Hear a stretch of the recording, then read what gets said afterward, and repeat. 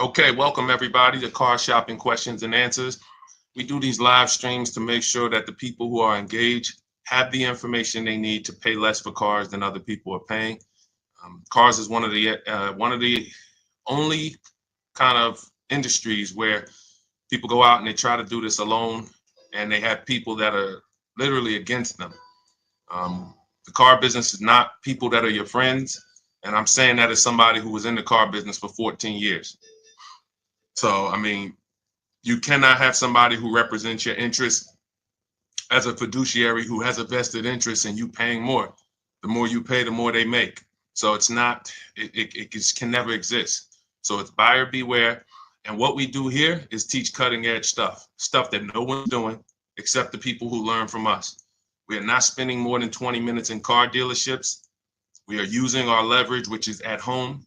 You have no leverage in a car dealership. You can't shop the market. You cannot feel for the bottom. You don't know what the bottom is because you don't know what the dealership paid for the car. These are all things that are systemically set up for you to pay more and for you to think you did okay, which is what most people do. You leave the dealership, you hope you did okay. You don't want to really talk about your deal. Don't really want to talk about the numbers. Not that confident in the numbers. This is the only industry that runs like this. And my mission is to make sure that everyone who wants to make sure who doesn't want to be in that group of people, buyer's remorse people, anxiety people, come to Cars from Home. We don't have those issues here at all.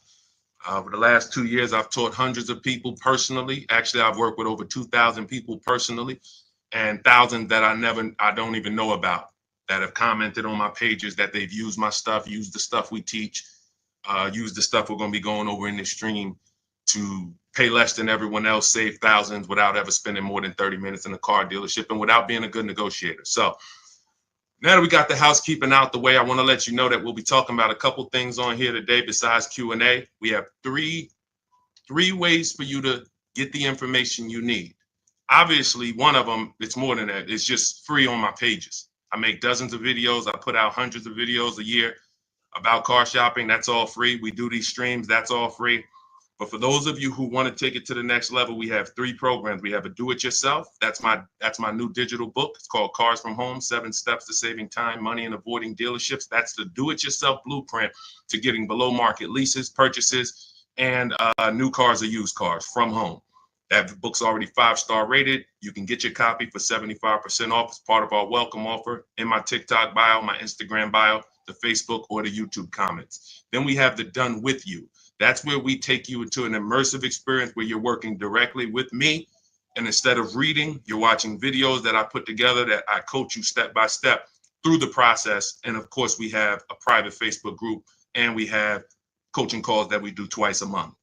That's also in those links that you will click. Special offer there. And what we have coming, if you don't see it there when you click the link, we have our Done For You program that we have worked for 3 years to develop. In fact, I used to do it before I came to online, but we had to figure out how we were going to do it at scale. Obviously, that's a limited offer because we can't shop for thousands of people at once. So if you go there and you don't see the link, that means the program is not open yet, or that means the program is full for now. But those three programs, get in where you fit in. It doesn't matter. I don't care how you guys pay less. I don't care what you use, whether it's free, do it yourself, done with you, done for you. I just want to make sure you pay less than everyone else. So that's all here. The housekeeping's done. Now let's get to the good stuff. Well, I'm sorry, that was the good stuff. What am I talking about? Let's get to the questions. Okay. Dolan, if we have the first question, I know someone asked about leasing versus buying. Feel free to ask any question you guys want. No question is off limits. I will try to the best of my ability to answer every question that we get. Go ahead, Dolan. Pull that first one up, please. Let me turn this music on.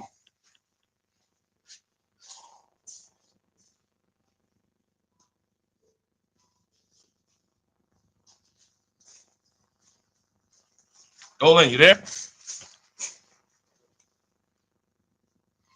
Okay, somebody asked the question. Lease or buy? Lease or buy? This has everything to do with how long you're keeping the car. Every time, this step one in our process, before we do anything else, because some of you are like, Deshone, what should I focus on first? Always how long we're going to keep the car, which is how are we going to beat depreciation? This is what I call when the first thing I want you to think about when you're getting a car, when you're thinking about getting a car, is this. Deshone, what is that? This represents depreciation. This is what I call the unseen expense. That's what we refer to it as here in the Cars from Home world. The unseen expense. Why is this the unseen expense? Well, if you buy a car today for $40,000, you bring it back to the dealership the next day, what is it worth? Throw some numbers out there. You buy a car today for $40,000, you bring it back to the dealership the next day, what is it worth?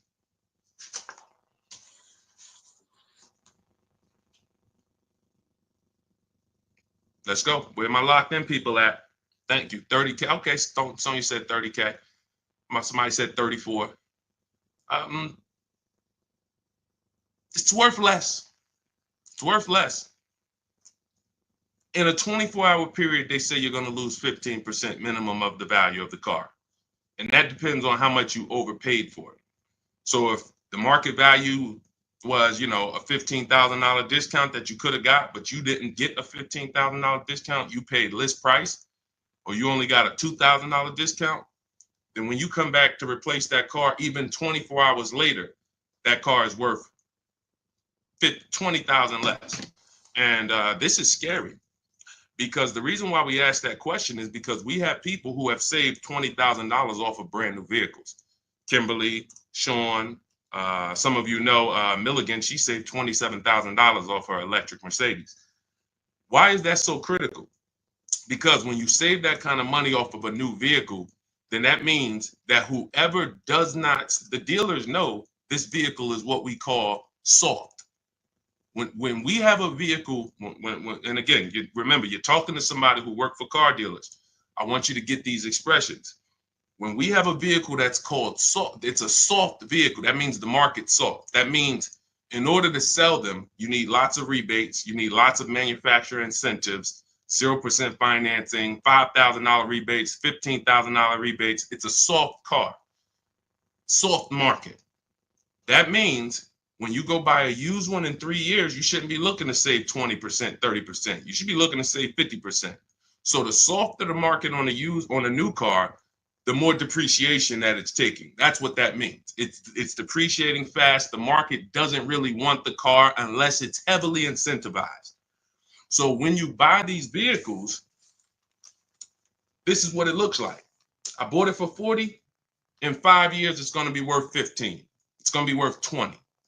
This is a depreciating asset. Now, what we're trying to do when we're deciding whether to lease or buy, it's simple. How am I going to beat depreciation? That's the only thing we're focused on. Leasing versus buying is nothing to do with how much you drive. It's all about how we're going to beat depreciation. That's it. Now, if you want to take on depreciation, you buy. That means whatever that vehicle is worth, whatever happens to it, it's on you. If you were going to sell the vehicle tomorrow for $20,000 and you turn around and have an accident today, you're not getting $20,000 tomorrow, right? Right? You just lost money by having an accident. Why? Because you're invested in the vehicle. You're invested in the asset. In the short term, no way to win. There's no way to win investing in cars in the short term. We had a once-in-a-lifetime event during the pandemic where people were buying cars and flipping them in 2 years, getting all their money back. Who cashed out? If you cashed out during that period of time, type $. Because what I was telling you guys all during 2021, 2022, early 2023 is cash out if you have a vehicle, because you're never going to see vehicles that are worth $7,000 to $15,000 more than they should have been worth. So those were the opportunities for people to get out of negative equity, for people to get, if they wanted to transition from a purchase to a lease, to do it, and to make money selling their cars. I sold my lease, which was a Jeep Grand Cherokee. I paid $330 a month for 39 months. I sold it after 39. I actually extended the lease a little bit. Then I sold it and made over $9,000 when I sold it to CarMax. And I documented that too. I made a video about it. I helped my mother sell her lease. So leasing versus buying is all, and she made more than me because she was a low mileage driver. She made $10,200. And look, for those of you who are new here, you might be like, Deshone, there's no way. Listen, that ain't just me. Go to my most popular videos on my TikToks and everything. You'll see people commenting, yo, I cashed out. I made $15,000 because of you. I made $8,000 selling my lease because of you. I didn't even know I could sell my lease and I made $14,000. I made $8,000. I made $5,000. This was thousands of people. So what we do here is documented, but it's not for emotion. All we want you to understand is cars should not be emotional.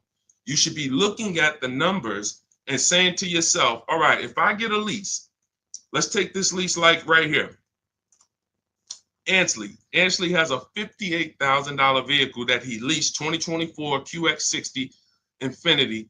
He's paying $554 a month with no money down. That's a $60,000 vehicle that he's paying $554 a month for. There's no purchase that you could do that would be anywhere close to this. I don't care how you slice it. If Ansley walks into an Infiniti dealership to pick up his vehicle that he bought online using the Cars from Home system, he walks in, he's driving off in his new Infiniti, paying $554 a month, and the person right next to him drives off in the exact same Infiniti, but they're paying $1,100 a month. There's no way that you can justify. You can't. How do you say, well, the person who purchased it did a little better? In what way? In what way? We're driving the exact same vehicles. I am driving, and look, this was my life.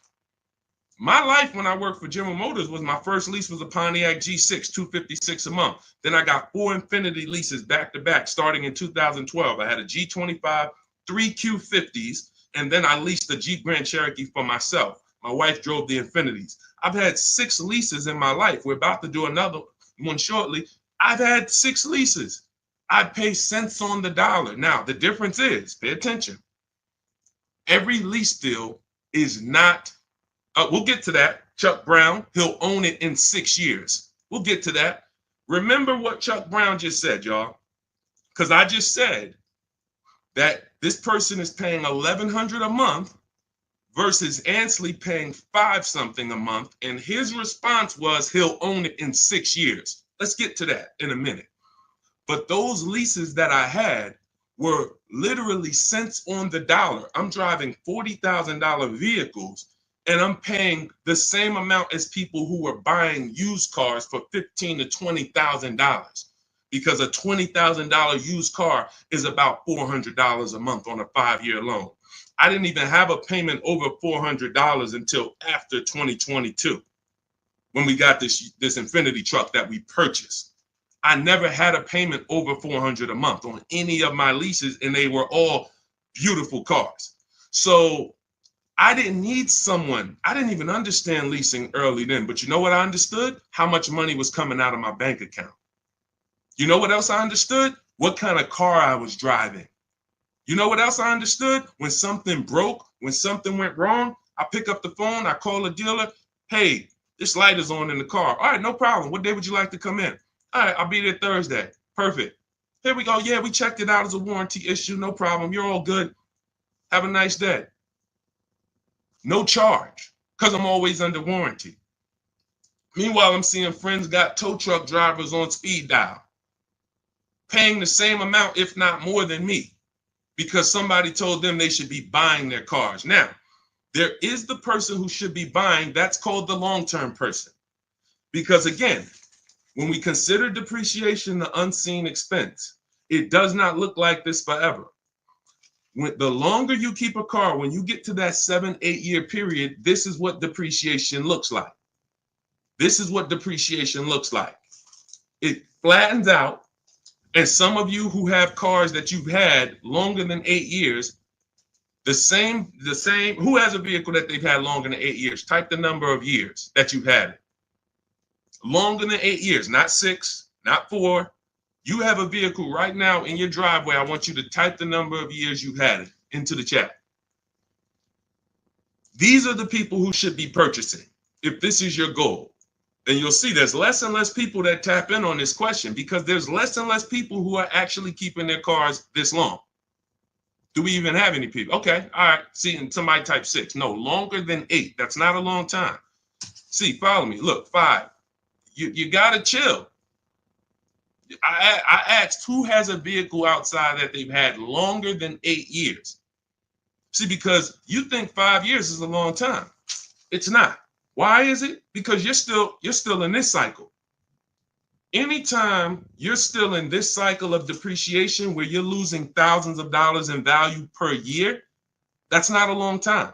You haven't kept the asset long enough for the depreciation. Now, let's talk to some of these people. All right, I see you, Dean. 22 years you've had your vehicle.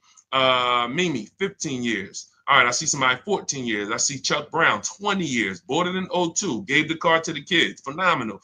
I was gifted a car. That's no payments. That's why. Okay, God bless. Okay, Josu, 11 years. Okay, so here's the difference.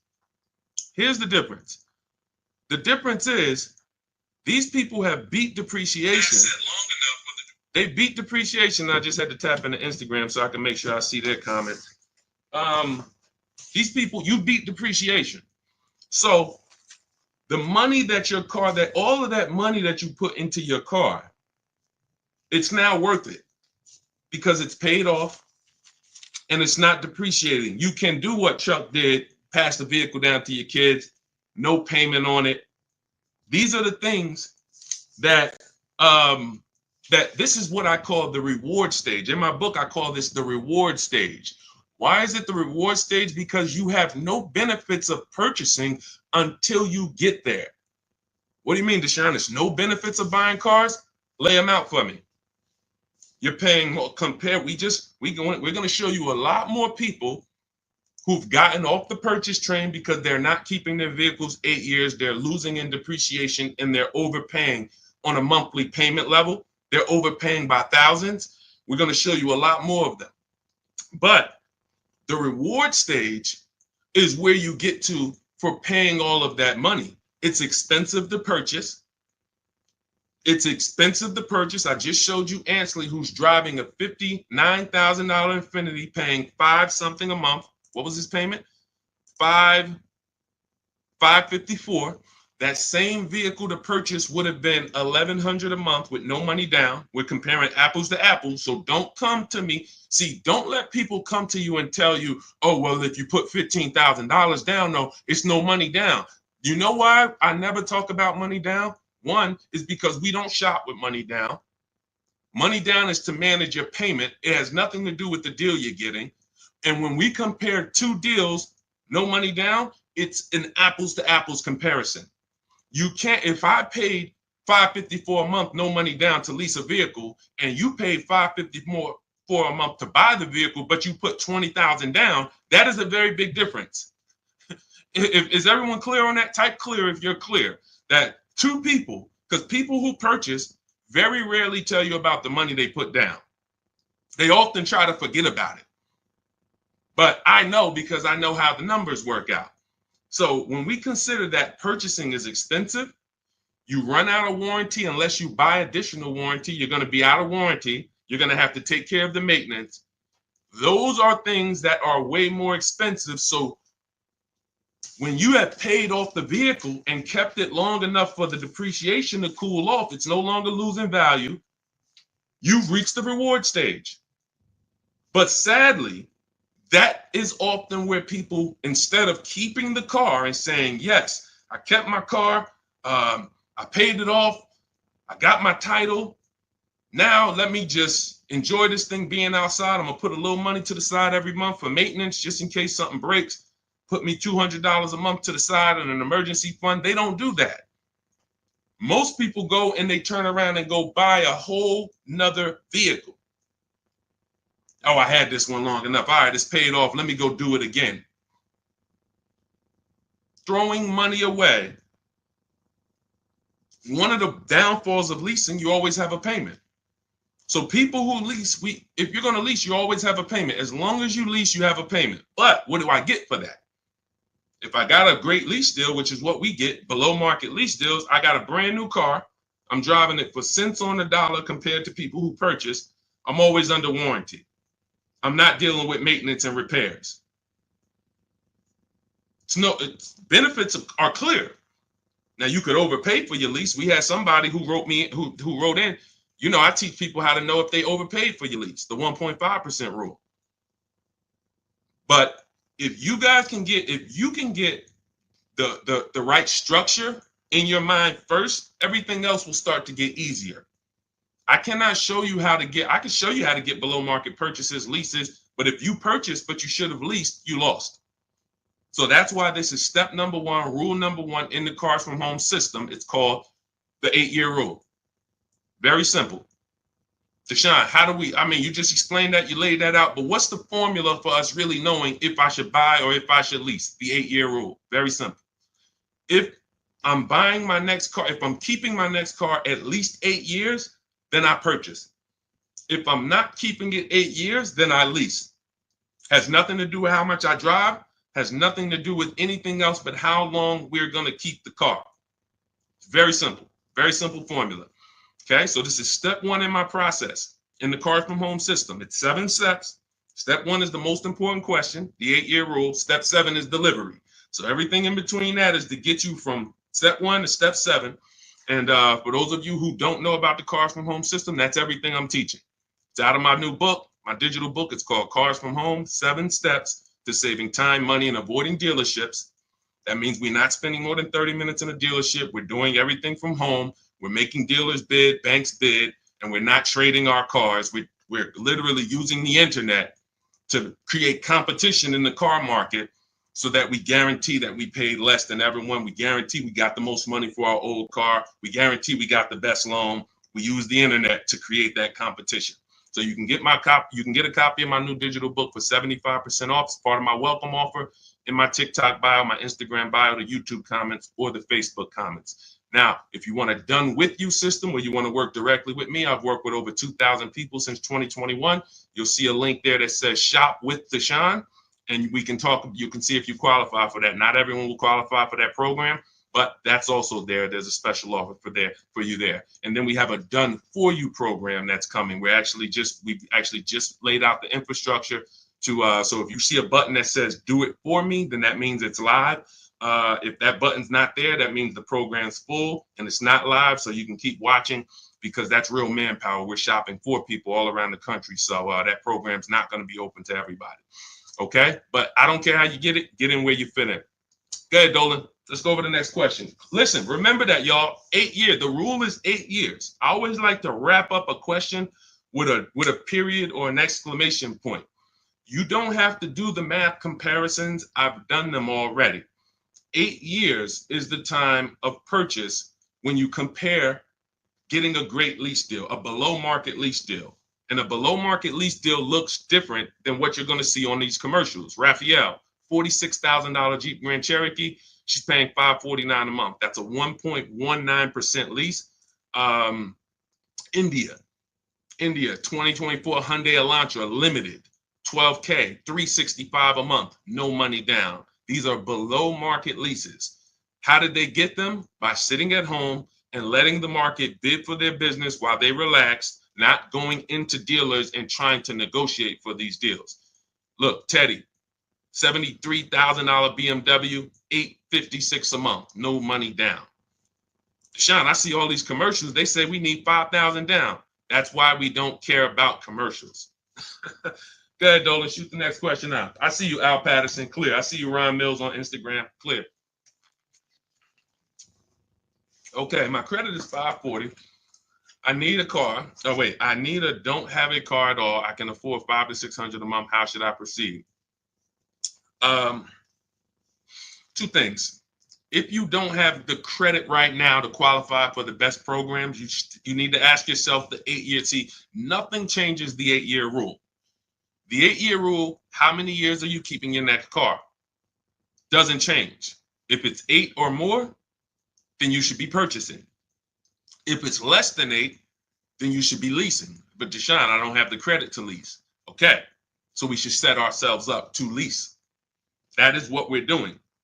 This next vehicle that you get is either going to set you up to lease or it's going to set you back. See, oftentimes we I don't know why my nose is itching.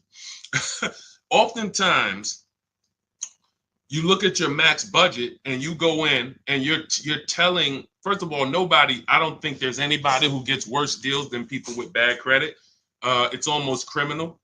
I remember when I worked with dealers who would set up, there's two dealers I worked with, and I didn't work with them long term. One was 6 weeks.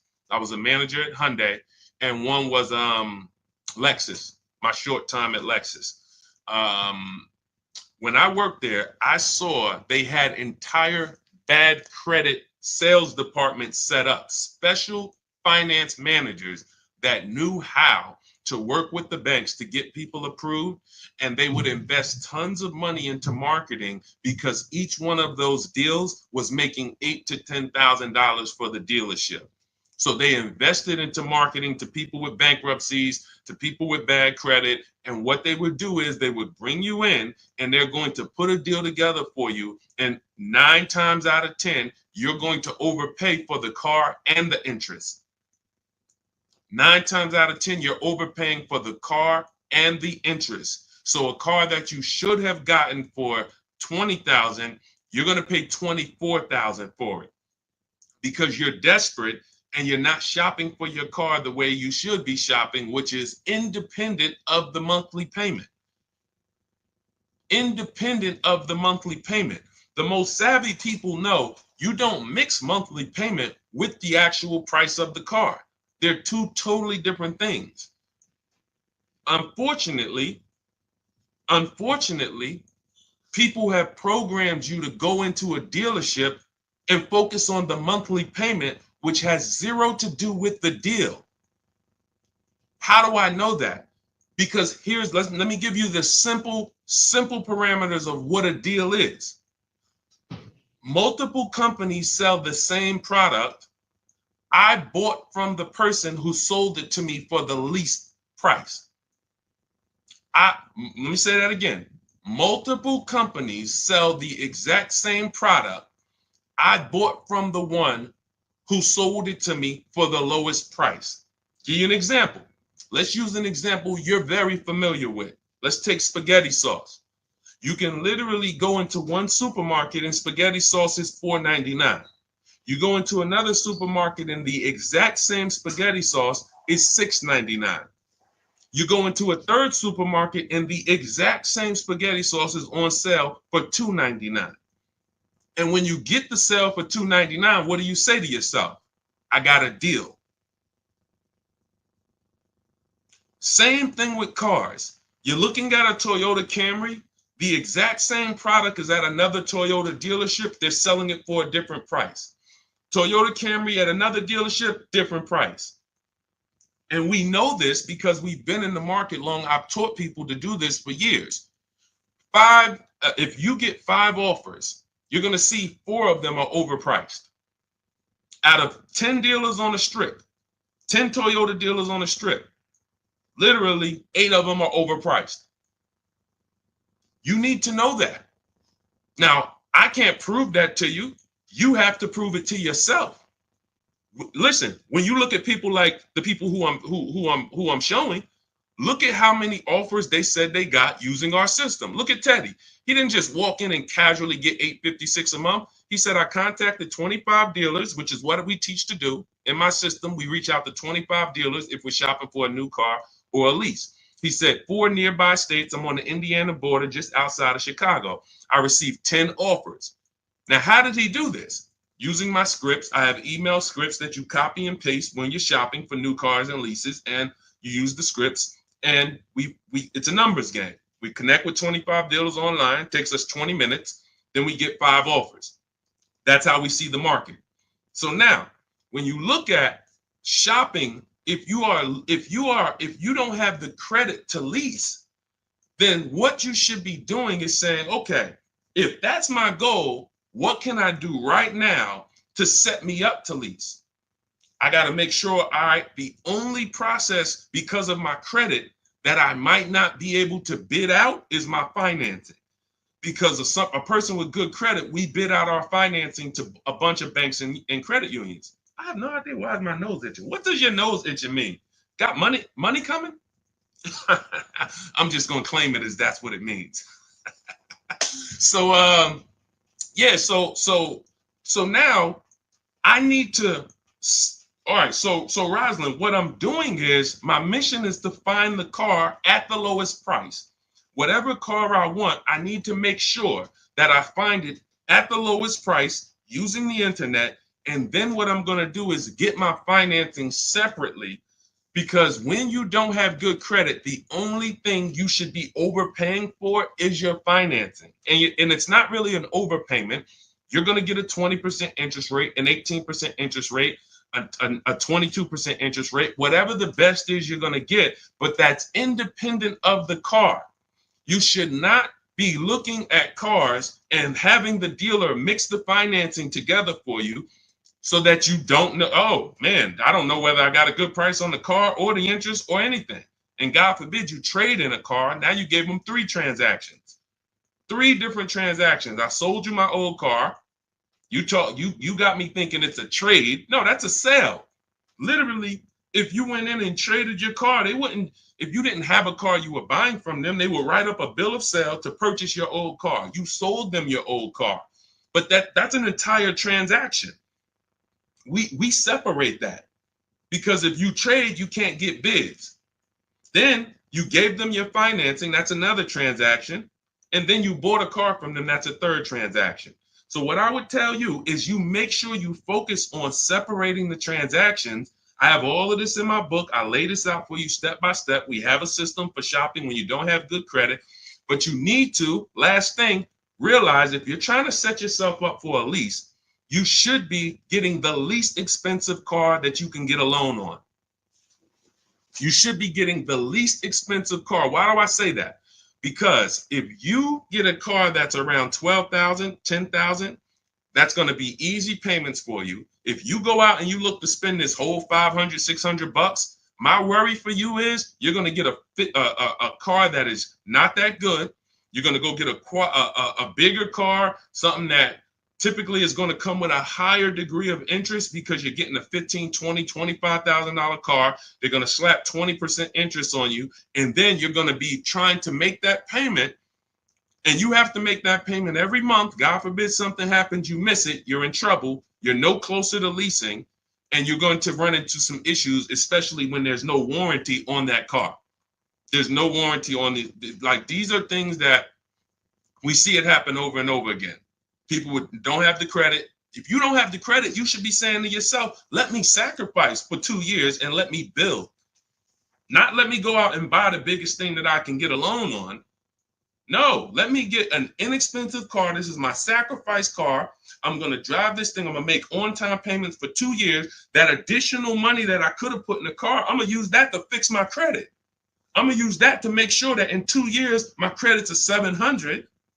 Why are we don't put the money in a car and keep your credit at 550.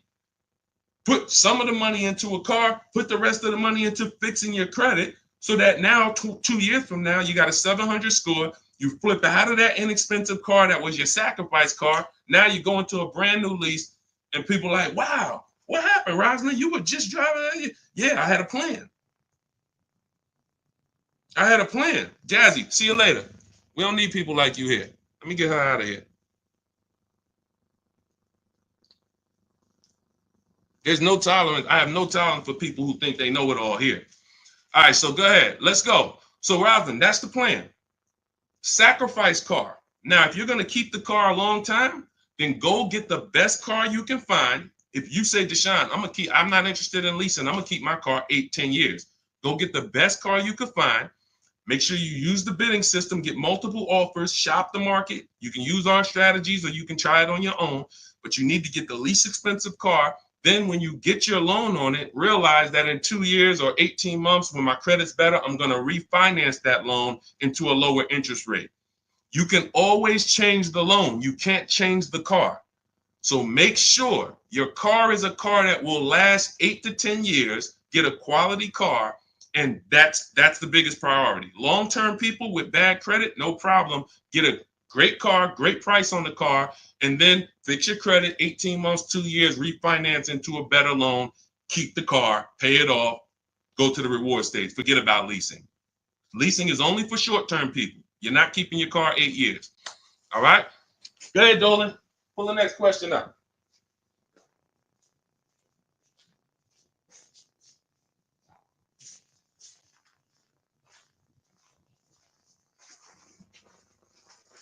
All right. Dolan, let's roll. All right, Peter Rabbit. If you're leasing every 3 years, how do you save on paying the sales tax and registration every 3 years, which adds the total cost versus buying and holding 8 years? No, we just put the sales tax and everything into the payment. As you can see, most of these deals that I've showed and that will continue to show, look, Kia Telluride, 600 down, 600 a month. That's it. Greg leased. He leased a $56,000 Kia EV6 Win, $56,000 vehicle, $527 a month. No money down. Danielle, she leased an Audi A4, A3, where is it? She leased a $44,000 Audi A3, $550 a month. No money down, just the first month payment. And her lease included maintenance and everything. We don't see, you have to tell dealers how to quote you. If you go in the dealership and say, hey, first of all, if you're there, it's an issue because you have no leverage. So you're not going to get a below market price. You're going to just be trying to fill for the bottom. And if you're in what we call an 80% dealer, which is a dealer who's never going to go below a certain number, there's no way you can negotiate all day long. They say, okay, this is my lowest price. It's not the lowest price in the market. It's their lowest price. Because they'd rather say, I'm not going any lower. There's more money there. Absolutely. There's more money. But they're like, we ain't going. I'd rather sell this car to someone else than to take all of this money off for you. That's an 80% dealer. So if you're structuring those leases and telling them, hey, just work me up a lease. Yeah, they're going to put a lease with money down and they're going to put a lease that has, plus tax and all of that. And yeah, we don't do that. When we shop, we tell people how to give us a quote for the lease. And then we 12K, 12,000 per year. We adjust it later. If you need more than 12,000 miles, you can adjust it before you close the deal. But we always shop with 12,000 miles per year because that's how we're comparing the offers. Because 12,000 miles a year allows us to hold the 1% rule to the standard. Some of you who, if you're savvy with leases, the 1% rule has been around for a long time. If your lease payment was 1% of the MSRP or less, you stole the car. Look at Greg, 1% lease deal. Look at Zafrina, 1% lease deal, $66,000 Jeep Grand Cherokee, $579 a month. Kimberly on her Maserati, look, $86,000 vehicle. No, that's not. That's actually that was her second offer. She ended up not taking that offer. She ended up getting this one. It was a $91,000 Infiniti, $944 a month on a 39-month lease, 1.094. These are 1% leases, 1% lease deals. Incredible value, incredible value. What I mean is I'm driving a very expensive car, new car. I'm paying cents on the dollar compared to purchasing, compared to what purchasers are paying. Anytime you add the payments up of a 1% lease deal, you'll see you pay such a small percentage to drive that car for 3 years. It's incredible. Now we max out at 1.5%. I will not, under any circumstances, recommend a lease where the payment with no money down is above 1.5% of the MSRP, because if you add up all those payments, you'll see you're paying too much for a vehicle that you're giving back. Too much. In Jesus' name. You're paying too much. So, but it's the all-in cost, Peter. That's all it's about. Adding up, what did I pay over 3 years to lease this vehicle? What would I have lost in depreciation if I had purchased it? What would I have paid monthly to purchase it? And especially I don't care if you're writing a check for cash. If you're buying a $40,000 brand new vehicle for cash, the depreciation on that money, the cash on cash return on that money is going to be it's a negative. Because think about it. If you put $40,000 cash into anything, and then you came back 5 years later and said, okay, what's my money worth? What would a $40,000 car be worth in 5 years? Probably 15 grand. Maybe 40,000 brand new. After 5 years, average miles, you're probably 15, 17 grand. No financially savvy person wants that deal. I'm gonna tie up 40 grand of my money. That money could have been in stocks. It could have been in businesses. It could have been working to beat inflation, to make me more money, but it was parked in a car. Thanks, Bill. I'm glad. He said this is great info. I'm glad. This is all we do here. This is all we've been doing for 3 years here. Hasn't changed. The mission stays the same. And we continue to expose people to this knowledge. Financial literacy. All I care about is people paying less for cars. And so for everybody who is like, man, nobody ever taught us this, is because, quite honestly, without the experience God gave me, we wouldn't know. I ran my own leasing company for 4 years. I worked for Mercedes, the top 3 Mercedes dealers in the country, Ray Katina. We were our own finance people. We had to understand finance, credit, resale value, all of this stuff that most car salesmen, they don't have to understand. So I'm blessed that my experience and what I've been exposed to allows me to tell you guys, this is from the inside. This is from the inside. So all of this is in my new digital book. For those of you who like, Deshone, I just want the whole blueprint. I don't want to try to remember any of this. The blueprint is my new digital book. It's called Cars from Home, 7 Steps to Saving Time, Money, and Avoiding Dealerships. It's already 5-star rated. You can Google it, and you can get a copy. You won't pay $97. That's the normal price, but as part of my welcome offer, you can get yours for 75% off. That's $24, but it's only for 30 minutes. That's the welcome offer. So you go to my TikTok bio, my Instagram bio, the YouTube comments, or the Facebook comments, and you'll have the entire blueprint for below market leases, below market purchases, new cars, used cars, high mileage drivers. Some of you who are driving over 18,000 miles, you need specific strategies. That's in there, step by step for you guys. And you can get it for $24 as long as you get there before the 30-minute timer.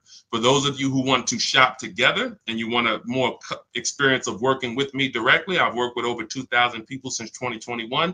That's our Cars from Home Done With You system, where we have coaching calls, a private group. You can go to my bio and get information on both of those. There's a special offer on both of those. And I don't care how you get it, as long as you pay less than everyone else, and as long as you didn't spend more than 30 minutes in a car dealership, that's all I care about. You get in how you fit in. Okay, go ahead, Dolan, bring the next one up. Let's get to as many as we can.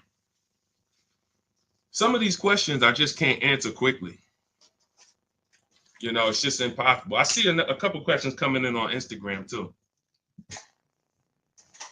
Thank you, Red's House. I appreciate you. I have a question. You mentioned in one of your videos the website to get car loans approval. Okay, so first of all, we have a website that first of all, I'm not affiliated with any company. No company pays me to mention them. I think when we look at the authenticity of what we need, we're using multiple companies because we're creating bids. So we need to get every single company's offer. So there's no company that would ever be endorsed over anything. But one of the companies that I do like is companies who give loans to people that don't have great credit. That's LendBuzz.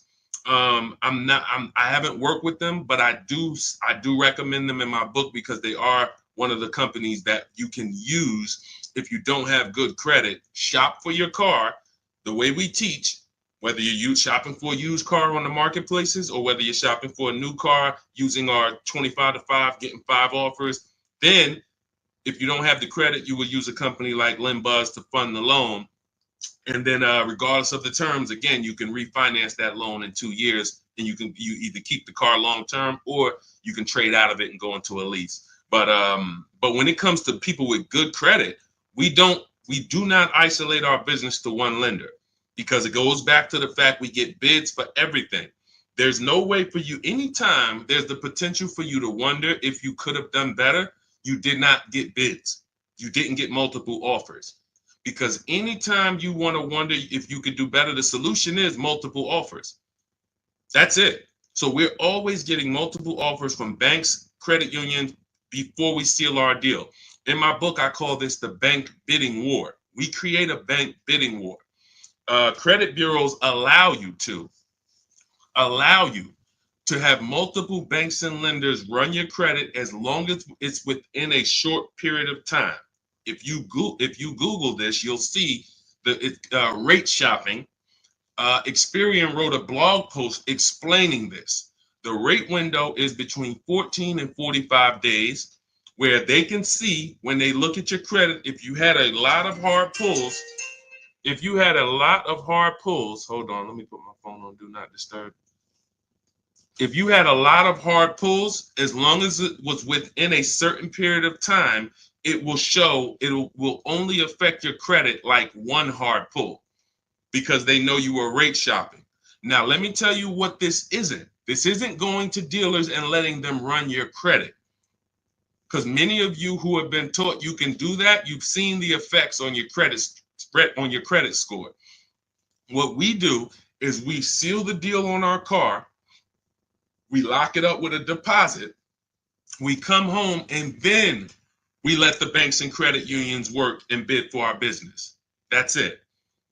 That's what and then we let the dealers see if they can beat it. See, I want 10, 15, 20 banks competing for our loans. You should too. So as long as you do it according to what the credit bureaus allow, you can sign your loan guaranteeing you got the best loan in the market. That's the beautiful thing about it. Shop according to the way they tell you to shop. And again, this is laid out in my book, The Bank Bidding War. It's laid out in our Shop with Deshone program. We use the bank bidding war so that we guarantee. See, we need to guarantee. Those are the words I like. Those are the words I like. Guarantee. I don't want to wonder. These are words I hate. Wonder, hope, think. I think I did okay. I hope I did okay. Yeah, you wonder, you think we could have got more money for our car? You think I could have got them down $1,000 more? These are all disempowering ways to live and move and do business. We focus on guarantees. And the only way to guarantee you paid less for the car, the lowest price for a car you could have, you got the best loan, the lowest interest rate you could have, you got the most money on your old car, you didn't trade it, the most money you could have, is to create a bidding system where you're getting multiple offers. And that's what we do. That is the Cars from Home system. So that's what we don't have a specific bank we endorse, because banks are not our friends. I don't care if you own a bank, you can't be the lowest interest rate every time. You're going to be out of business. There's no way for one person to continually be the lowest all the time. It's going to be a rotating win. This time you won, in 3 years you're going to win, in 5 years you're going to win, because one person being the best all the time, they're going to be out of business. They're not making any money. So it's always going to be a rotating bidding process. Okay, all of this is laid out in my digital book. This is called The Bank Bidding War. We don't do the pre-approvals, because I'm going to tell you why we don't do pre-approvals, because they're onto it. What do I mean? Anytime we do something, the market begins to go somewhere that's going to give them more power and give them more leverage. As soon as we do that, websites and these companies adjust to it, and they try to find a way to limit us. So what happens was, we could always get soft credit pre-approvals until people started getting pre-approvals. I'm going to wrap this up with this good point, because we watched this happen over 2 years. We watched everything change. We had no problem getting soft credit pre-approvals before everyone. We had no problem getting soft credit pre-approvals before everyone started getting them. And then once everyone started getting them, they said, okay, well, we're not going to do the soft credit pre-approvals anymore. Now we want to hit your credit with a hard pull. But the bad thing about hitting your credit with a hard pull is, once you do it, it's two bad things. Once you do it, you've opened up that rate window, which is what I explained 2-3 minutes ago. You only have 14 to 45 days to shop multiple rates before that rate window closes, and you can no longer let people access your credit. And then the second thing, which is one of the worst, is they give you an expiration date on the pre-approval. Don't they? Who's ever had a pre-approval with an expiration date? Type me. Type me if you've had a pre-approval that you got for a car to go get a car, but it had an expiration date on it. Type me if you've experienced that. You know why I don't like expiration dates? Because your bank is now putting pressure on you to go find a car. This is just the way they do it. Why do they do it? To limit you. They know, Bank of America knows, if I could get Eric to give me a pre-approval to let me run his credit, he's not going to go shop more banks because he's going to feel like, man, all right, Bank of America already pre-approved me. That's one hit on my credit. Then they got this pre-approval. It expires in 45 days. So let me go out here and try to find a car. The last thing you're thinking about is shopping different offers from Bank of America versus them. See, everyone, if you realize that, I promise your life changes. If you realize, wait, the goal is to lock me in. That's correct. The goal is to lock us in to one dealership, lock us into one bank. And as long as you step back and realize, okay, that's your goal. You don't want me to shop. Your life is going to change. The way you shop for cars is going to change. The results you get is going to change because you're going to realize, and then you're going to see the signs as soon as you get on the phone with a dealership. So when can you come in? You ain't been on the phone with them for 3 minutes. So when can you come in? You don't even know what I want yet. Yeah, but I need you to come in so I can put those shackles on you, keep you from shopping. Y'all clear? Understand your enemy's goal. That's what you got to understand. Your enemy's goal. I know what your goal is. Keep me from shopping. So how can I make sure I win? Keep shopping. Simple solution. All right, go ahead, Dolan. Next question. And it's empowering. Getting multiple offers is empowering. When you see people bidding for your business, it's empowering. You realize you're the prize. They got you begging, thinking that they're the prize. Please sell me this car. Please, can you take off another $1,000? You're begging like they're the prize. We got the carrot. We got the carrot over here.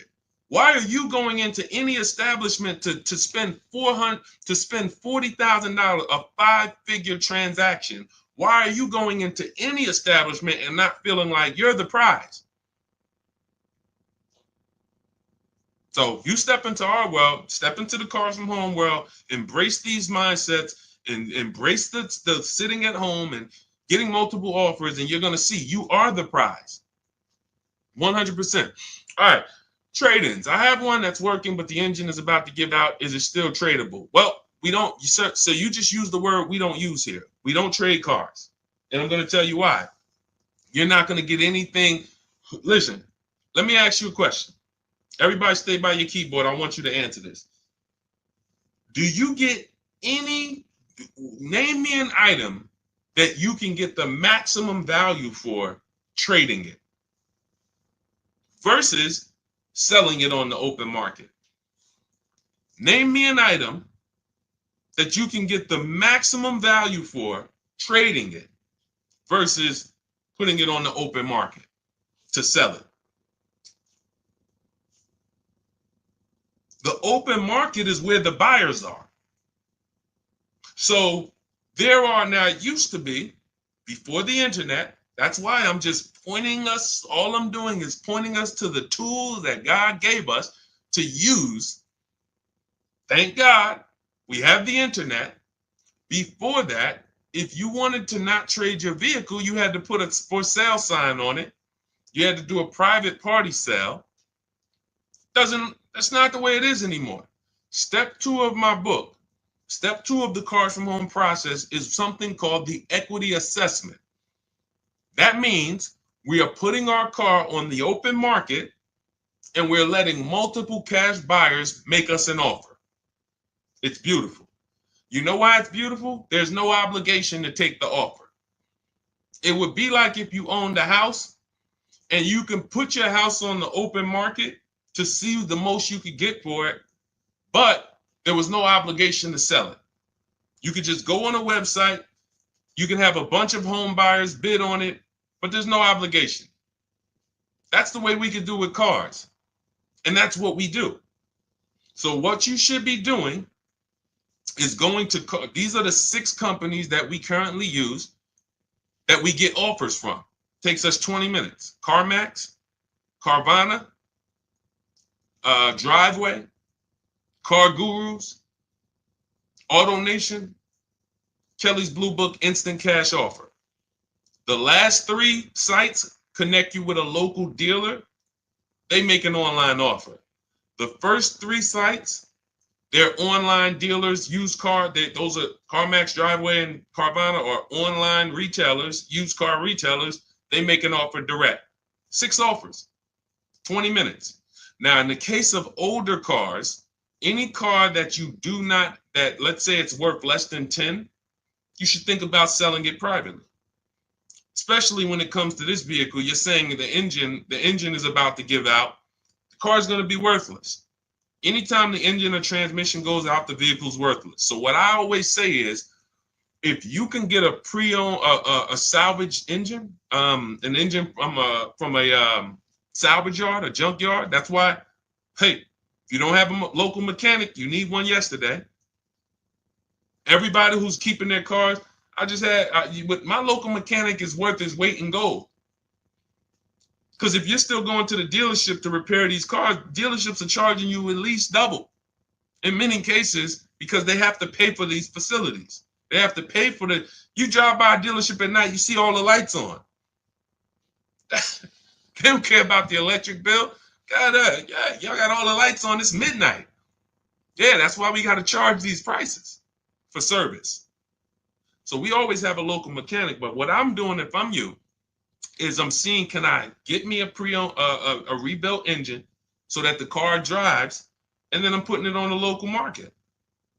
Instead of getting $500 for the car, I could put an engine in the car for $2,000 with my local mechanic, and then I could sell the car for $5,000.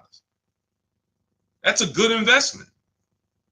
You invest $2,000 to make $3,000 profit, or you could just sell it as is for $500. It's up to you. There's no right or wrong here. These are the options. It's just good to know the options, because that car is not worth anything with an engine that's about to go out.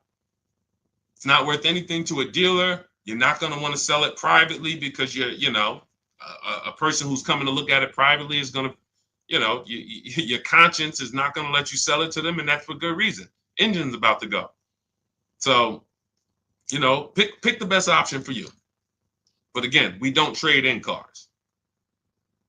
Only one person has to trade in their cars, and that's those of you who have a lot of negative equity. And that's why I want you to get out of this negative equity and stay out of it. Start leasing your cars. But people who, some of you have negative equity every transaction.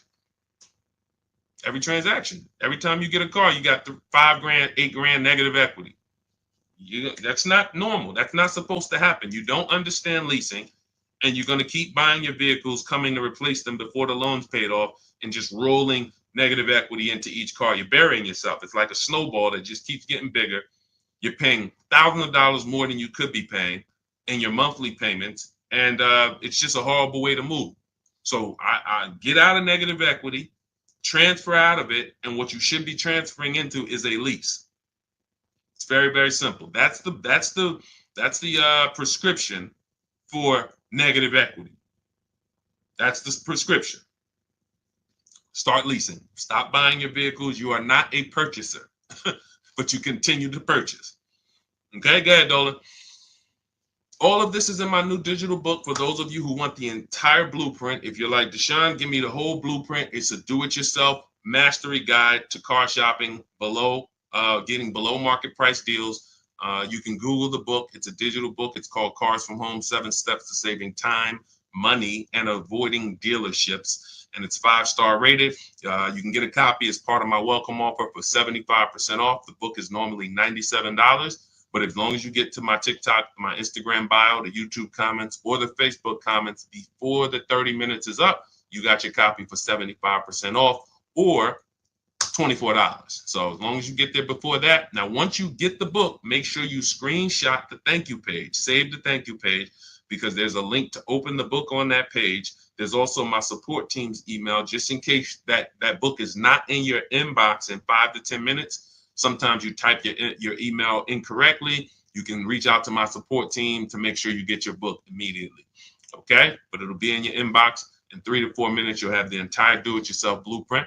For those of you who want to shop together with me in a more of an immersive way, instead of reading, you want step-by-step videos, then you can go to those same links and you can hit the Shop with Deshone link, and you'll activate the special offer for those. And we have a done-for-you program coming. So our goal was always to have do-it-yourself, done with you, and done for you. But the done for you has taken the most time for us to build the infrastructure for, because this is actual people on my team and we're shopping for you. So if you don't see a link there when you go there, that means the program is closed right now, because every time it fills up, we're going to close it out so we can make sure that we are, effectively shopping for clients all around the country. So 3 programs, get in where you fit in, do it yourself, done with you, done for you. Either way, get the information so that, when you look at your car deal, you've assessed the entire market. When you get a lease, a purchase, a used car, you should know everything that's within 100 miles. Everything. All the dealerships that had the car, all the offers, that's a market report. That's what we do. That's what we teach you to do, to see the market. So that way you can pick the below market deal. You're going to see tons of people overpaying, tons of people getting average deals, and then we pick the lowest one. That's the power of shopping the market. Go ahead, Dolan. Okay, so how do you go about leasing the car through the company you work for? All you're doing is changing whose name it's going in. It's not a big process change. If you are working for a company and it's your company, then you would shop normally. And then when it comes time to sign the paperwork, instead of you putting it in your personal name, doing a personal credit report or a personal credit application, you would be putting it into the company's name, and you would be doing a business credit application where the company goes first and then you go on as the personal guarantor. It's very simple. The shopping process, the selection process, the leasing versus buying process should not change at all, unless you're running a rental company. Those are the only people that I don't say. If you're running a company where your goal is to put as much mileage on the car as possible, and you don't know how much miles you're going to put, you might put 40, you might put 30, you might put 45. You don't know. If you had a good year, you'll put 50,000 miles on it. Those are the people you should not be leasing. You should be structuring your loan to the time you want to replace the vehicle. So, example, if I'm buying vehicles for my rental fleet, I'm asking myself, when am I going to replace these vehicles? And if I say, okay, let's figure 4 years, every 4 years, I'm going to turn the inventory, then you need to have no more than a 4-year loan. Because if you have less than a 4-year, if you have a 5 or 6 year loan, or God forbid, longer than 6, we never recommend that, you're going to have negative equity. And what you're doing is you're pushing your losses to the back. So what you're doing is you're saying, okay, instead of a 600 payment, 600 a month payment, I want a 425 payment. Now you're making your profit on a monthly basis, but the problem is this: when you get to the point where you're ready to replace your vehicles, you're going to still owe 10 grand on your car, 12 grand on your car, but your car is going to be worthless because you're a super high mileage driver. So your car is going to be worth $2,000, $3,000, but your loan is still going to be 12, 15 grand. It happens all the time. When Uber started, I remember being in a dealership and Uber drivers coming in with 200-something thousand miles on their car, and you ask them how much they owe, and they still owe 15 grand, or they still owe 12 grand. You're pushing your losses to the back. You want a little more monthly profit, but you're going to lose on the back end. Take a little less profit per month, get a shorter loan, so that when you go in to replace your cars and your inventory, it's paid off. You're already writing it off anyway. So it's no point in you pushing these losses to the back. That extra $175 per month you're going to pay, you're writing it off anyway. So you're not even paying the full $175. And when you go to replace your car, instead of negative equity, you got a car you could sell on the market for probably 5 grand, 7 grand and get something for it, even though it has 200 and something thousand miles on it, or 300,000. Very big difference. This is business sense. Okay, Dolan. Shout out to everybody who's hitting the like button, and shout out to the sharers. I appreciate it. Jeremy, I see you. What's going on? Good to see you, Eric. I'm glad, man. I see you. Thank you so much. I appreciate you. Thanks for everybody who's checking in. Let's go. Go ahead, Dolan.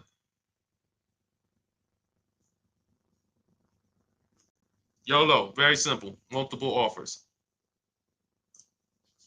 Very simple. Multiple offers.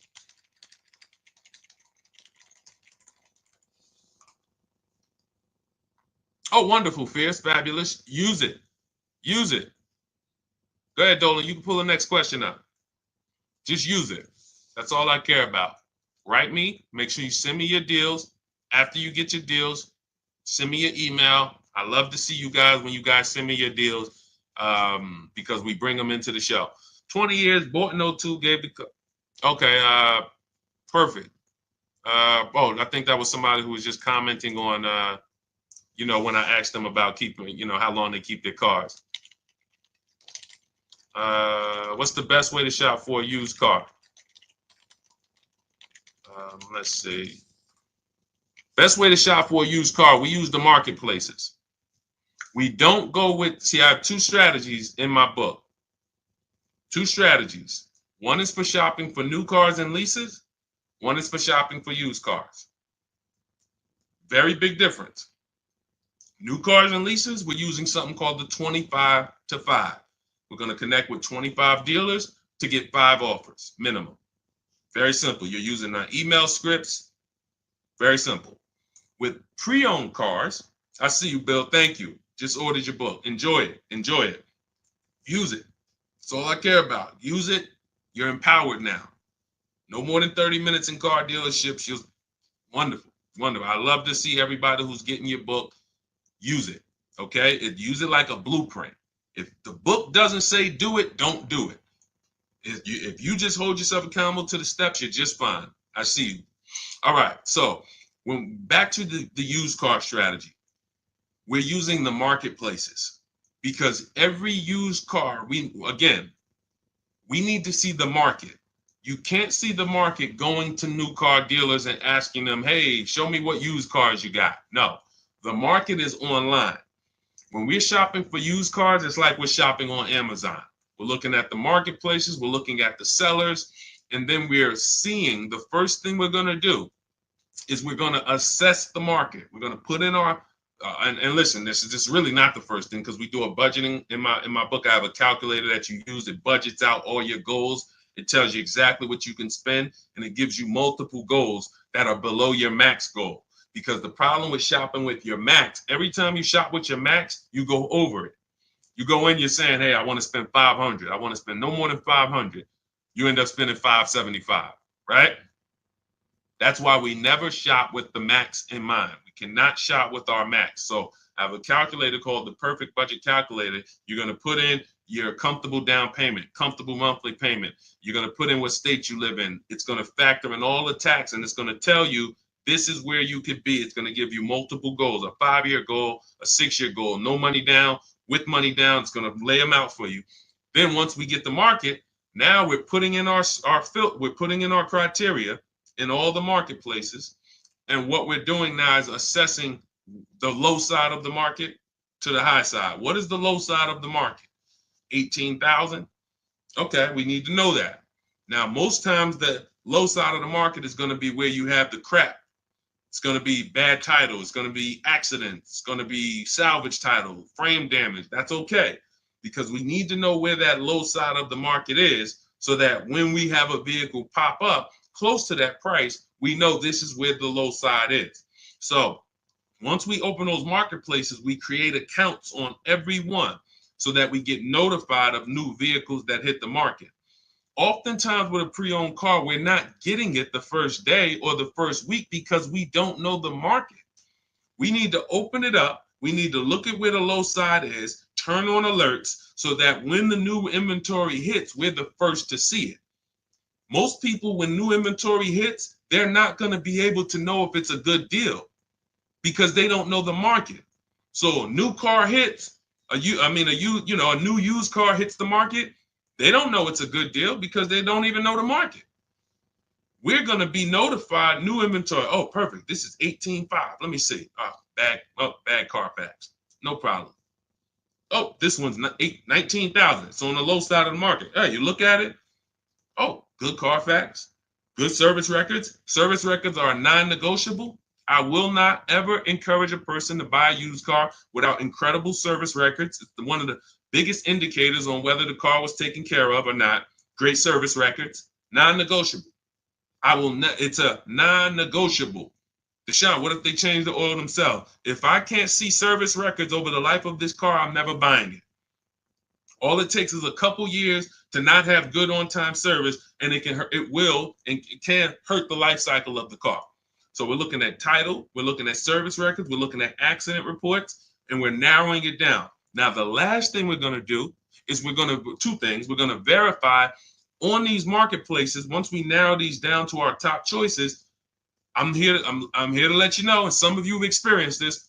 Who's had a vehicle that they saw on a used car, they saw it online for one price, and when they get to the dealership switches the price? Who's had that happen? Thanks, 40. I see it. Thanks, J Dib. Who's had that happen? You saw a car, they're asking $18,000. You get to the dealership, it's either they change the price or they say, okay, yeah, it's $18,000 plus you got a prep fee, you got a service fee, you got the marketing fee.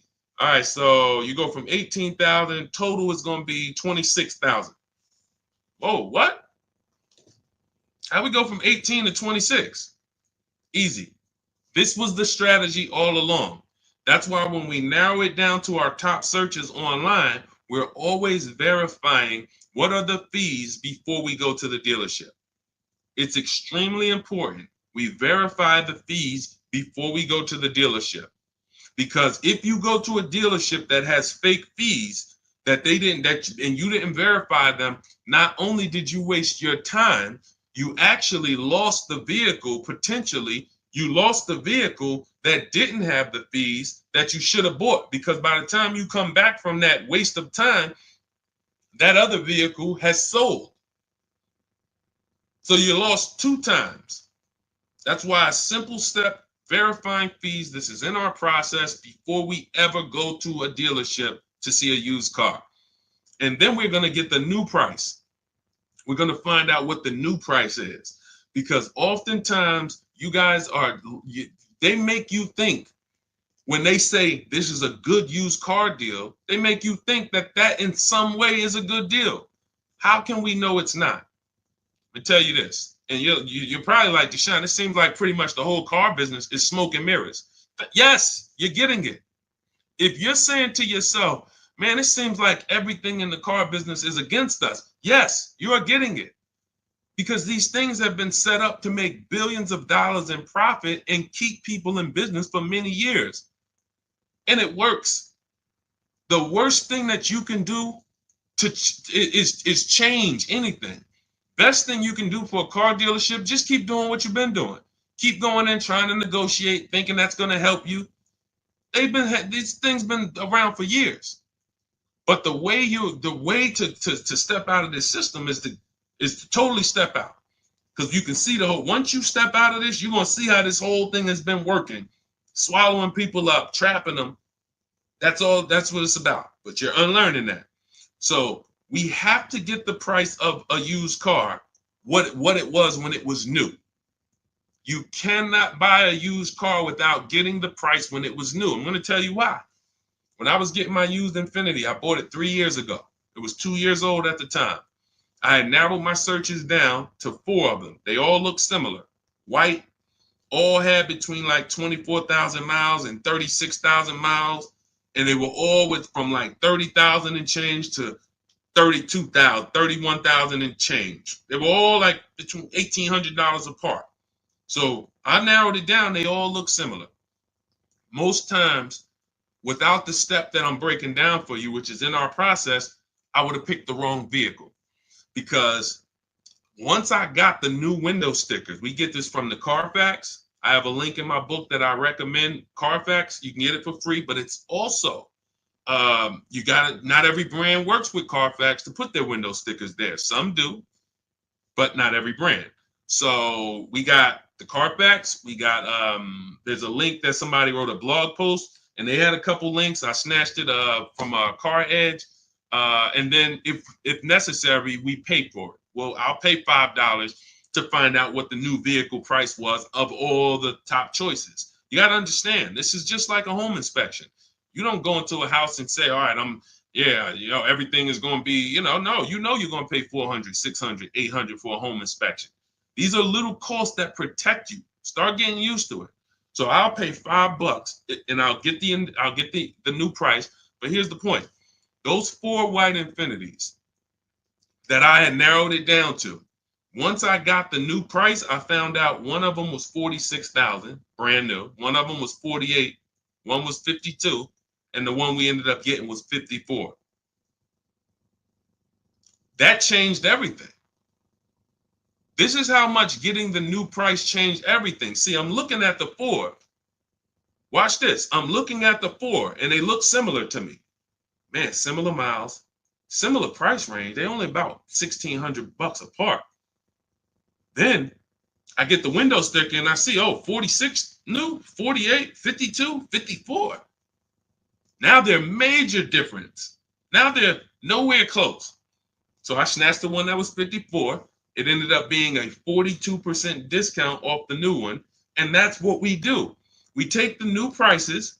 I have a calculator called the True Value Calculator. You put in the new price, put the window sticker price. It tells you this vehicle is giving you a 40% discount off of when it was new. This one's a 32% discount. This one's a 45% discount.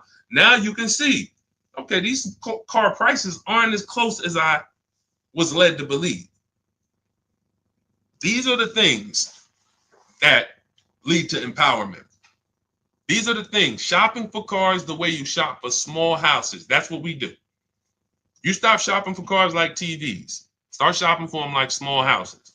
So all of this is in my new digital book, Cars from Home, 7 Steps to Saving Time, Money, and Avoiding Dealerships. You can get a copy of it. It's normally $97. It's a digital book. If you Google it, you'll see it's 5-star rated. You can get a copy for 75% off as part of my welcome offer. In my TikTok bio, my Instagram bio, the Facebook comments, or the YouTube comments, and you'll have it in your inbox in 5 minutes. You'll have everything we teach, everything I teach from these streams, everything in my free vid. And listen, once you get anything from me that is a blueprint, you can stop watching videos, because videos for me is my warnings. It's too tough for you to piece together, because I'm talking to used car people, I'm talking to lease people, I'm talking to high mileage drivers, I'm talking to people with bad credit in some videos. So you trying to piece it together, it's going to be tough. You can do it. Some people have done it. But I'm saying, once you have my book, or once you're in my done with you programs, or you don't have to worry about that no more, because you have the information in a step-by-step way. Where the videos of you piecing it together is going to be difficult, but you can stop watching those after you have any of my step-by-step blueprints. Okay, all right, we've been on for an hour and 20 minutes. All right, let's go to a couple more. Go ahead, Dolan. Pull the next one up. Let's see what we got. Can I sell my Mercedes lease to CarMax? You need to call them and you need to ask them, do they have a third-party restriction? So what you're going to do is you're going to get those 6 offers. And if they have a third-party restriction, we do not buy the car and resell it, because a third-party restriction does not mean you can't sell your lease. It limits who you can sell to. So instead of you being able to sell to any dealership, whether it's a used car dealer, whether it's CarMax or Driveway or Carvana or Mercedes, they limit who you can sell it to. You can only sell it to a Mercedes-Benz dealership. That's okay. We're going to get bids, multiple offers. So I have a script in my book and in my program where I teach you how to call a used car manager. We're going to get at least 5 offers from used car managers to see who's going to buy the car. But the first thing to do is see if you even have equity. There's no point in going through that. And equity, some people think equity, back in 2021, 2, 3, equity was almost a guarantee. Because every vehicle was worth $7,000 to $12,000 more than it would normally be worth. So almost everybody from 2021 to from really end of whenever, let's call it end of 2021, end of 2020, as soon as limited inventory became a thing, car values went up. And, the equity and leases, was there based on resale value. Equity is a bonus, though. People should not be going into a lease looking for equity at the end. You're going into a lease to drive vehicles for cents on the dollar. That's what you're going into a lease to do. To drive vehicles, look, like Rosalie, a $60,000 Infiniti QX60 that she's paying $592 a month for, no money down, below the 1% mark, all via emails. That's what you lease for, to drive wonderful brand new vehicles for cents on the dollar. Equity is a bonus. Equity is a nice surprise. Wow, didn't count on this. Equity is for the people who you're a super low mileage driver, 5,000 miles a year, 7,000, but the minimum lease that you could get was 10,000, and so you might have a higher resale value because you're barely driving the vehicle, and you can now snatch some of that equity out when you sell the vehicle at the end. Equity is not a guarantee. So the first thing you want to do is find out what is the vehicle worth on the open market. CarMax, Driveway, Carvana, Kelly's Blue Book, Instant Cash Offer, AutoNation, and Car Gurus. Get those 6 offers. If those offers are significantly above your payoff, 3, 4, 5,000 above your payoff, then you ask the leasing company, do you have a third-party restriction? And if you don't have a third-party restriction, you can sell directly to them. If you have a third-party restriction, then we're going to get bids from a used car dealership, from a dealership that makes the same brand. And I have a script for how we talk to the used car managers. We never talk numbers with salespeople. We are never, if you're ever talking numbers with a salesperson verbally, you're ever getting offers from a salesperson verbally by phone or in person, you did not use our system. It's very clear. We do not negotiate with salespeople in person. We don't talk to salespeople about numbers. We're either dealing with managers or we're dealing online. That is what we do. So whether you have a third-party restriction or not, if you have equity, we get the equity. If there's no third-party restriction, you sell to the highest bidder. If it's third-party restriction, you sell to the highest dealership that makes you the highest offer. Just got to know what to do no matter what. And that's what we do here. We have a step. We know everything. I'm going to say we know 99%. And whatever that 1% is that we don't know, when my people bring it to me in our Facebook group, if it's something I never saw before, then I know who to call to get the answers. I remember when the third-party restrictions first started hitting. I had never seen them before. I knew who to call to get the answers. And once I got the answers, we updated what we teach, and we kept it moving.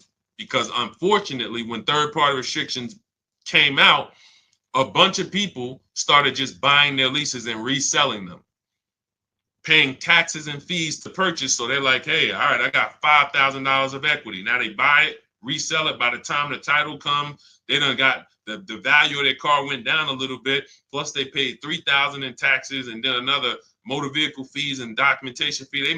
They're lucky if they wind up with $1,000 when they could have just sold direct to a dealership if they knew how to move. Knowledge is power, and ignorance is expensive. It's expensive. Is December a good time to buy, and how good? There's no time.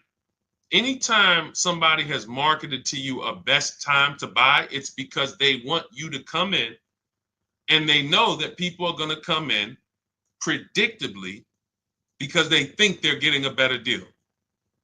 There is no better time. There's no best time. If you look at all of the people that I show, look at Tope, look at Bonita, look at Greg, Danielle, Kimberly, Eddie. These below market deals happen in every month of the year. Every month of the year. Zafrina, Pierre on his used car. These below market deals happen. Look. Tiffany on her Mazda CX-90, $44,000 vehicle, using my book. She said, I believe we got a great deal, what we learned from the book. $6,530 discount off a brand new Mazda CX-90 Turbo Preferred. $6,530 from home. Look, Jared, March. There's no time. Because here's what happens. Throughout the month, dealerships get desperate. And if you're shopping multiple dealerships, you're going to have a dealership that needs to sell a car, and they're going to reach out to you, and they're going to do a deal that they don't really like to do. They don't really want to do, but they have to do it because they need to sell. Dealerships are not desperate. The last thing we were when I was in the dealership and it was Labor Day, the last thing we were desperate. Why would you be desperate when there's a showroom full of people? I'm talking to you, Mr. Kelly. Listen, but Mr. Kelly, I got 2 people waiting in the wings. Like, we have more customers in this showroom right now than we have people, salespeople. So I'm going to make you this offer, Mr. Kelly. But if you don't want the offer, then no problem. I need to move on to somebody else because you can see there's people walking out. Why would we make a deal when we have a showroom full of people? There's no desperate vibes there. The only desperate vibes are coming from you, the customer. That's why it's totally disempowering. So there is no best time to buy a car. There is a worse time when you need one. To go into a dealership when you need one. I would like you to stop waiting till the last minute to car shop. What I recommend is you get into the market 3 months early, whether you're leasing or looking for a used car. You'll see in my strategies, I teach you how to watch the market, say no. If you don't like a deal in October, you can say no in November. You don't like a deal in February, you can say no in February and see what the program is in March. You can say no in March, see what the program is in April. You can watch these deals if you don't wait till the last minute all the time. Now, if you waited till the last minute, no problem.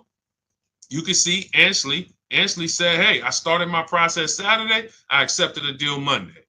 All we need is 48 hours. If you use our stuff, all we need, you can see that. Let me pull that up for the people who want. Look at the last paragraph. Started the process Saturday, accepted a deal Monday. Car delivered Thursday. But I don't want you to be in the habit of continually car shopping when you need a car because you don't have the 90 days to really watch the market change. And that's the benefit. But they've created so much anxiety and fear in you that you just want to wait till the last minute and then, all right, let me just go ahead and get it over with. What type of decision you think you're going to make with that energy? All right, man, we waited long enough. The lease is up this Saturday. Let me just go in here. Now you go in saying stuff that gets you a worse deal. Like what? My lease is up Saturday. Okay.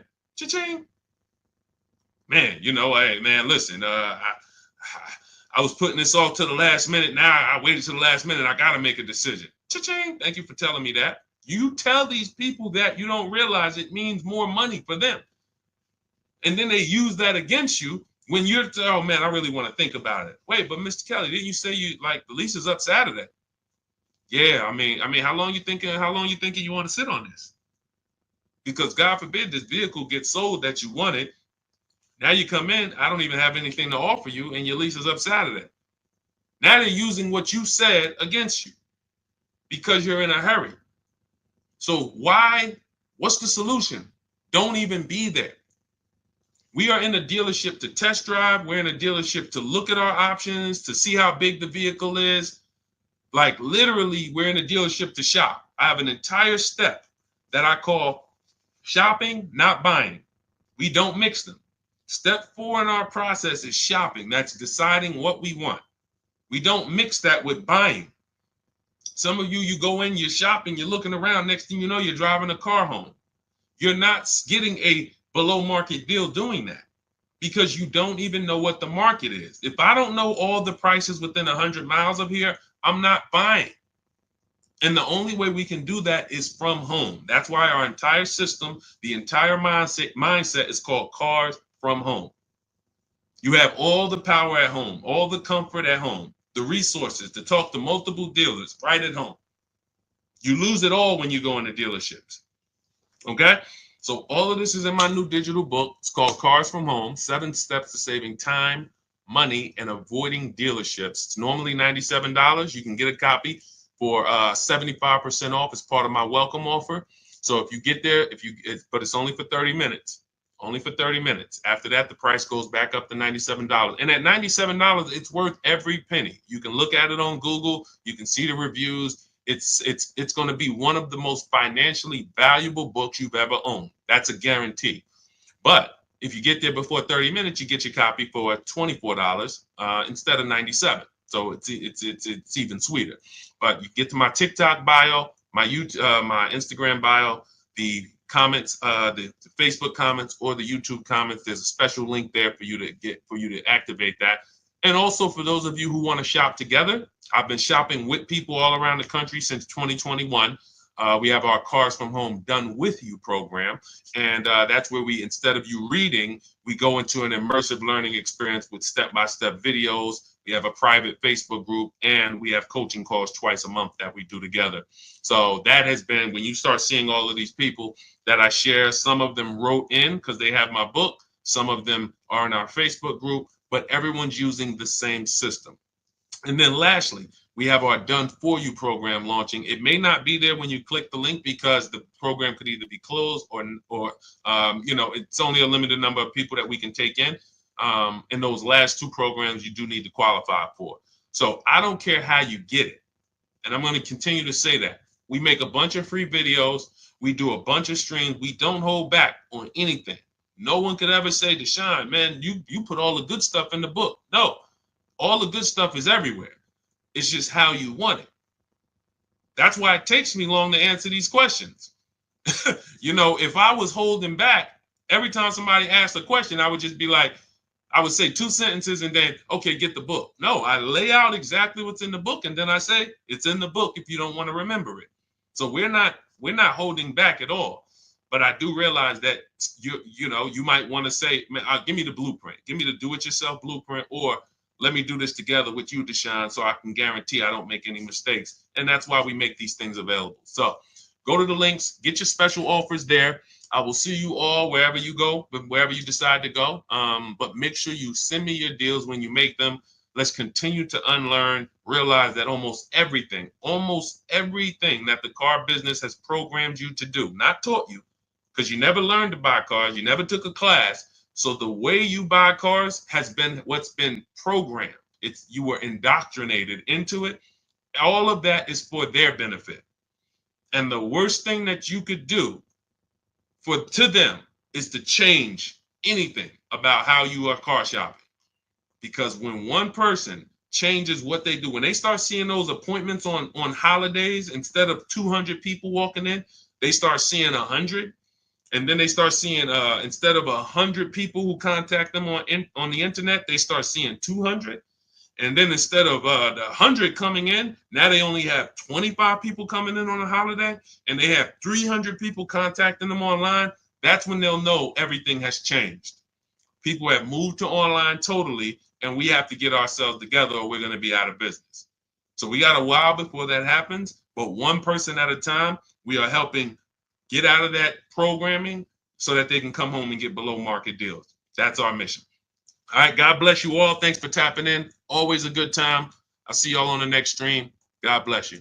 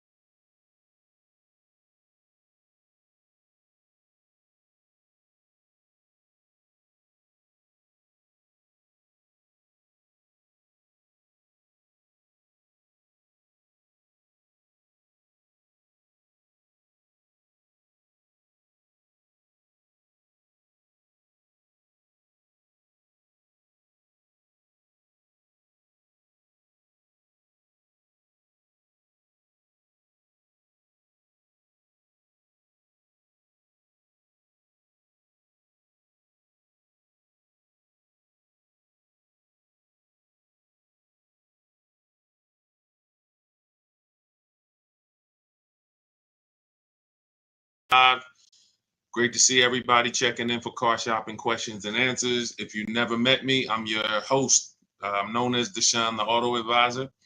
And my mission is to make sure that you know how to pay less than everyone else for cars. So if you are car shopping, or you will be soon, I want you to type a 1. You're in the right place. And you can start to type your questions in. Not only do I answer as many questions as I can in about an hour, I'll also be sharing some information that I just think you need to know.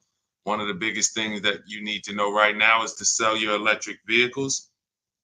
And I've been on a mission to let people know that from the get-go. These are great vehicles to buy.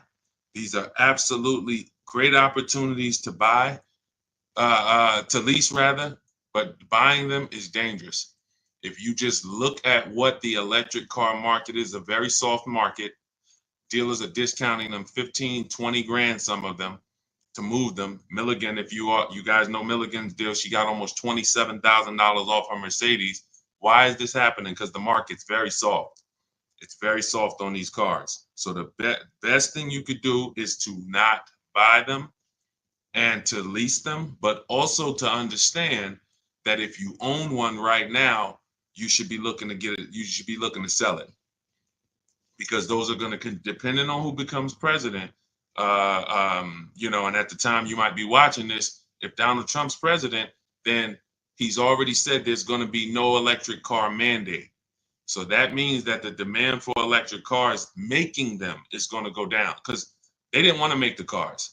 When I was with Mercedes-Benz, some of you know I've spent 5 years with Mercedes-Benz. They did not want to make electric cars until they were made to make them. Until they were made to make them, they had just spent their time making better engines. Who remembers the V8 engine? Rest in peace. Everything they did over the last 5 years was to make, I see your questions start to come in. Keep typing your questions, everybody. Once we see enough questions come in, we'll start getting to them. But I want to make sure you know that you need to dump your electric vehicles if you're not holding on to them for another 6-7 years, because the short-term losses in the value of these vehicles is just too much. There's some vehicles you bought for 40, 50,000. They're going to be worth half of that in 3 years or less. Like, the best thing to do is to get out of these cars now, unless Kamala Harris gets in, and they're going to continue to put the money in. If Kamala Harris is president when you're watching this, they're going to continue to put the money in to the electric car market, and that being the future. Therefore, your investments are protected. And when I mean your investment, you bought an electric car, you might have not thought it was an investment, but it doesn't matter what you think.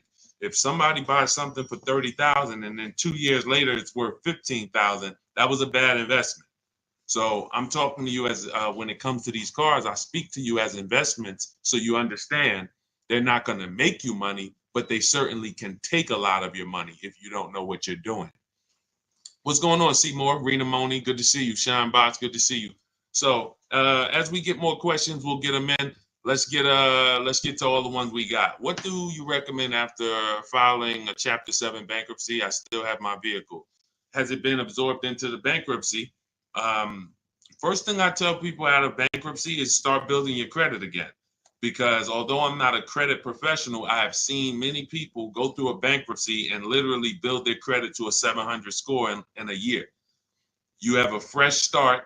The best to follow Shonda Martin on all over social media. Her page is Road to 750 Plus. Some of you know Shonda. If you know her, shout out Shonda. You can attest to the fact she's one of the best I've ever seen when it comes to just knowing the ins and outs of credit.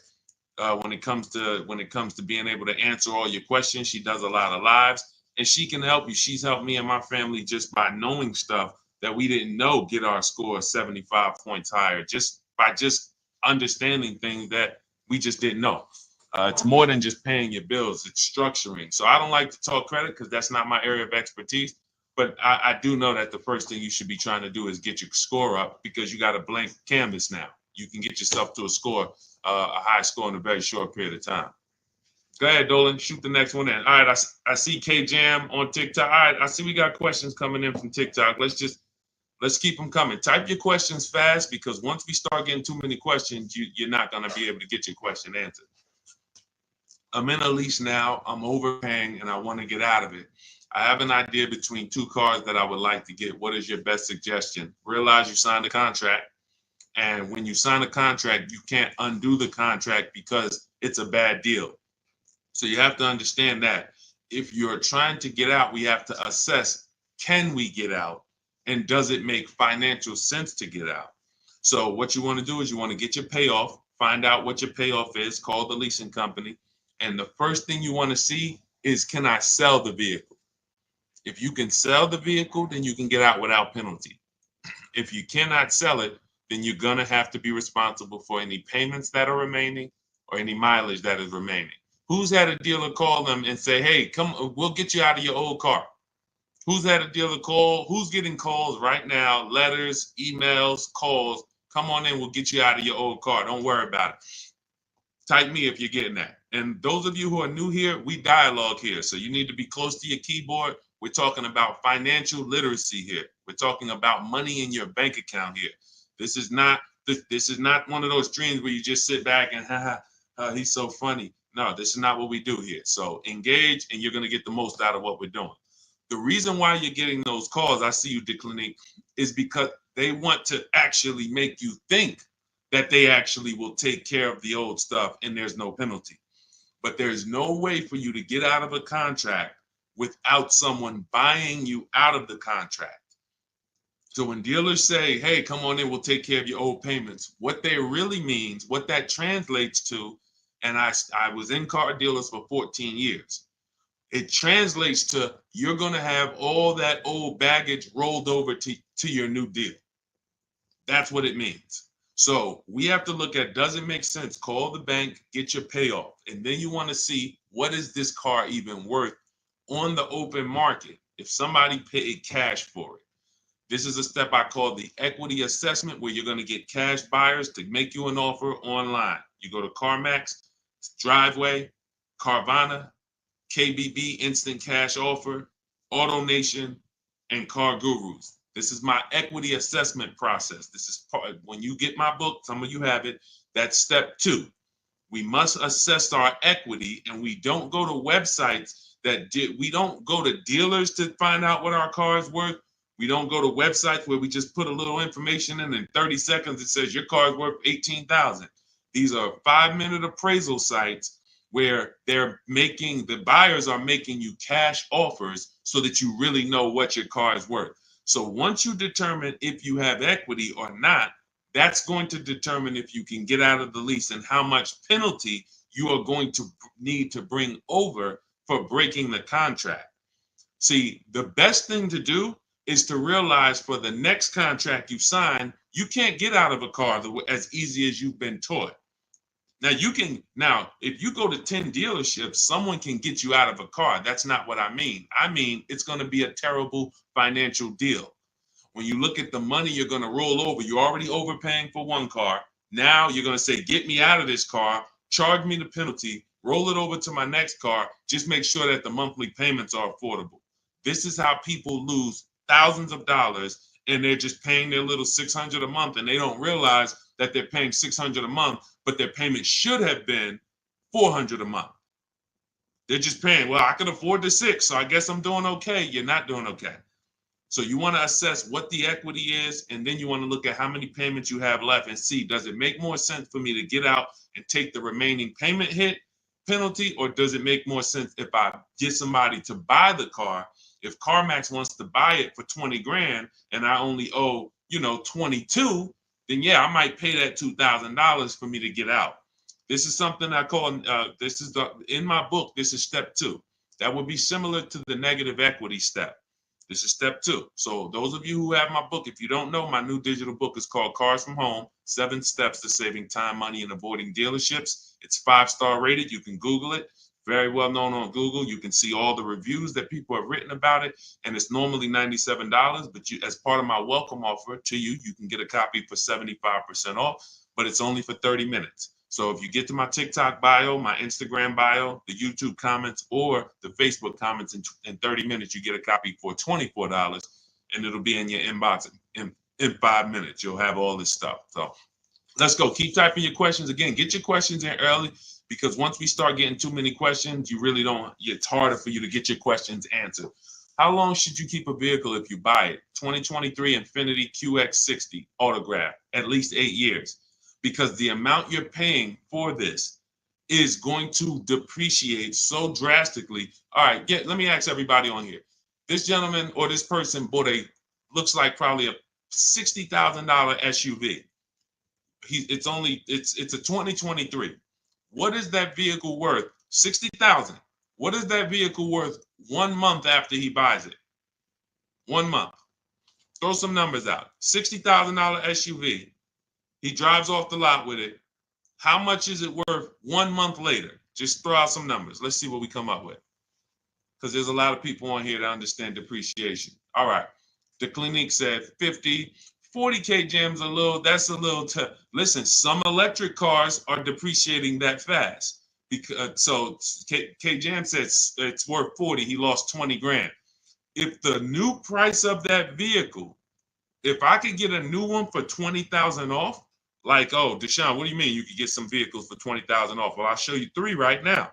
Kimberly got a Maserati, 20,000 off, $91,000 vehicle. Now she leased it. Sean got his F-150 Lightning for, look, $21,000 off.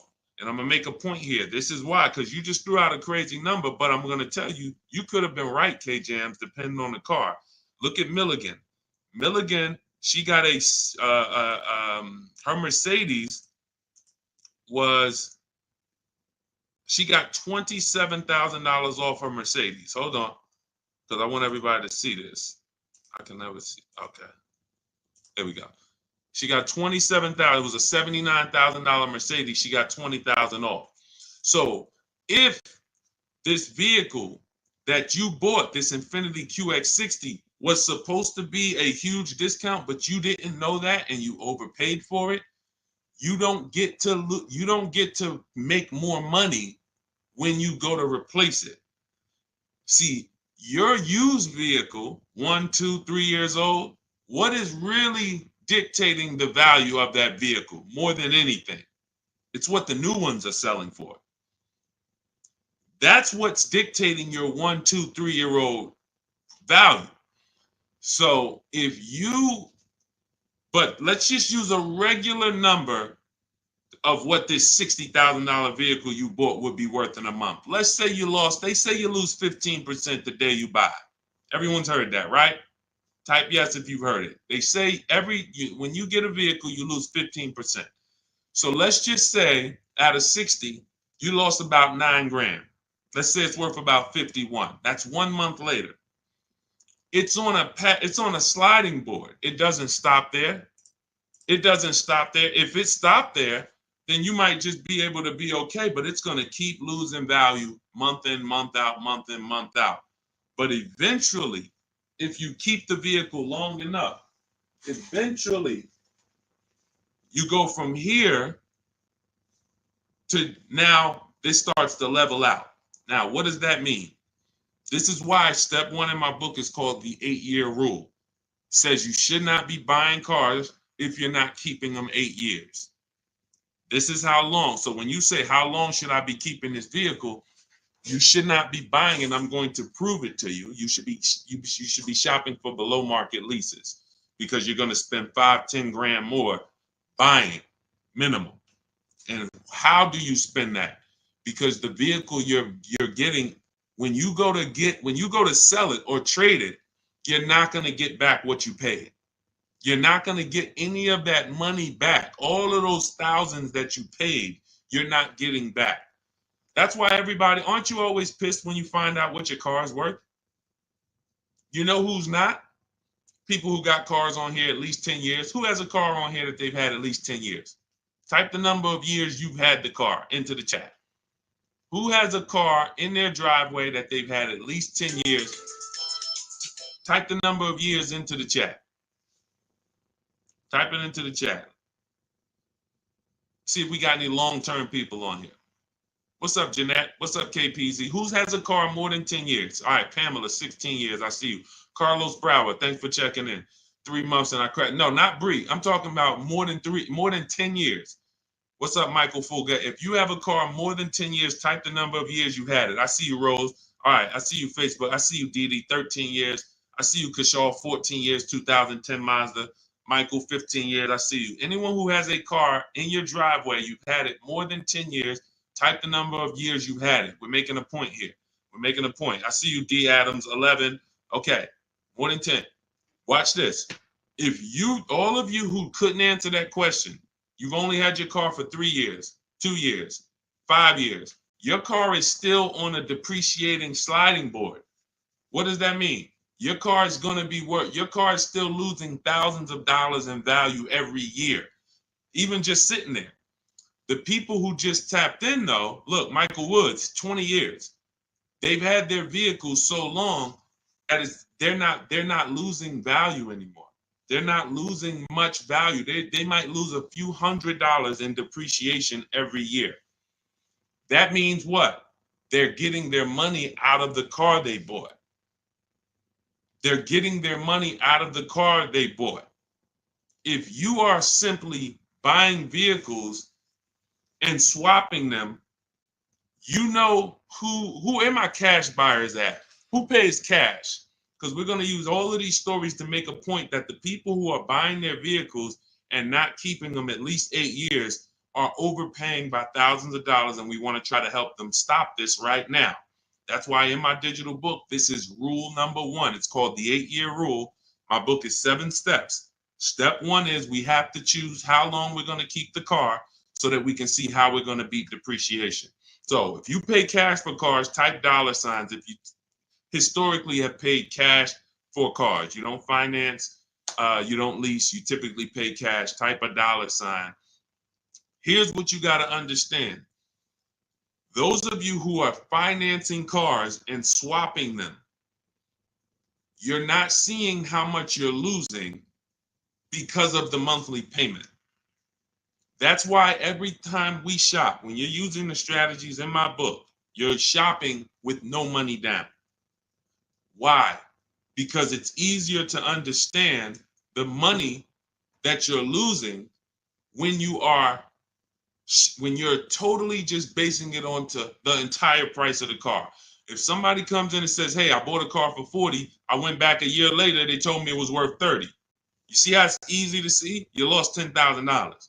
But you could buy the same car for 40. I'm about to mess you up. You could buy the same car for 40, have a $700 a month payment, go swap that car out.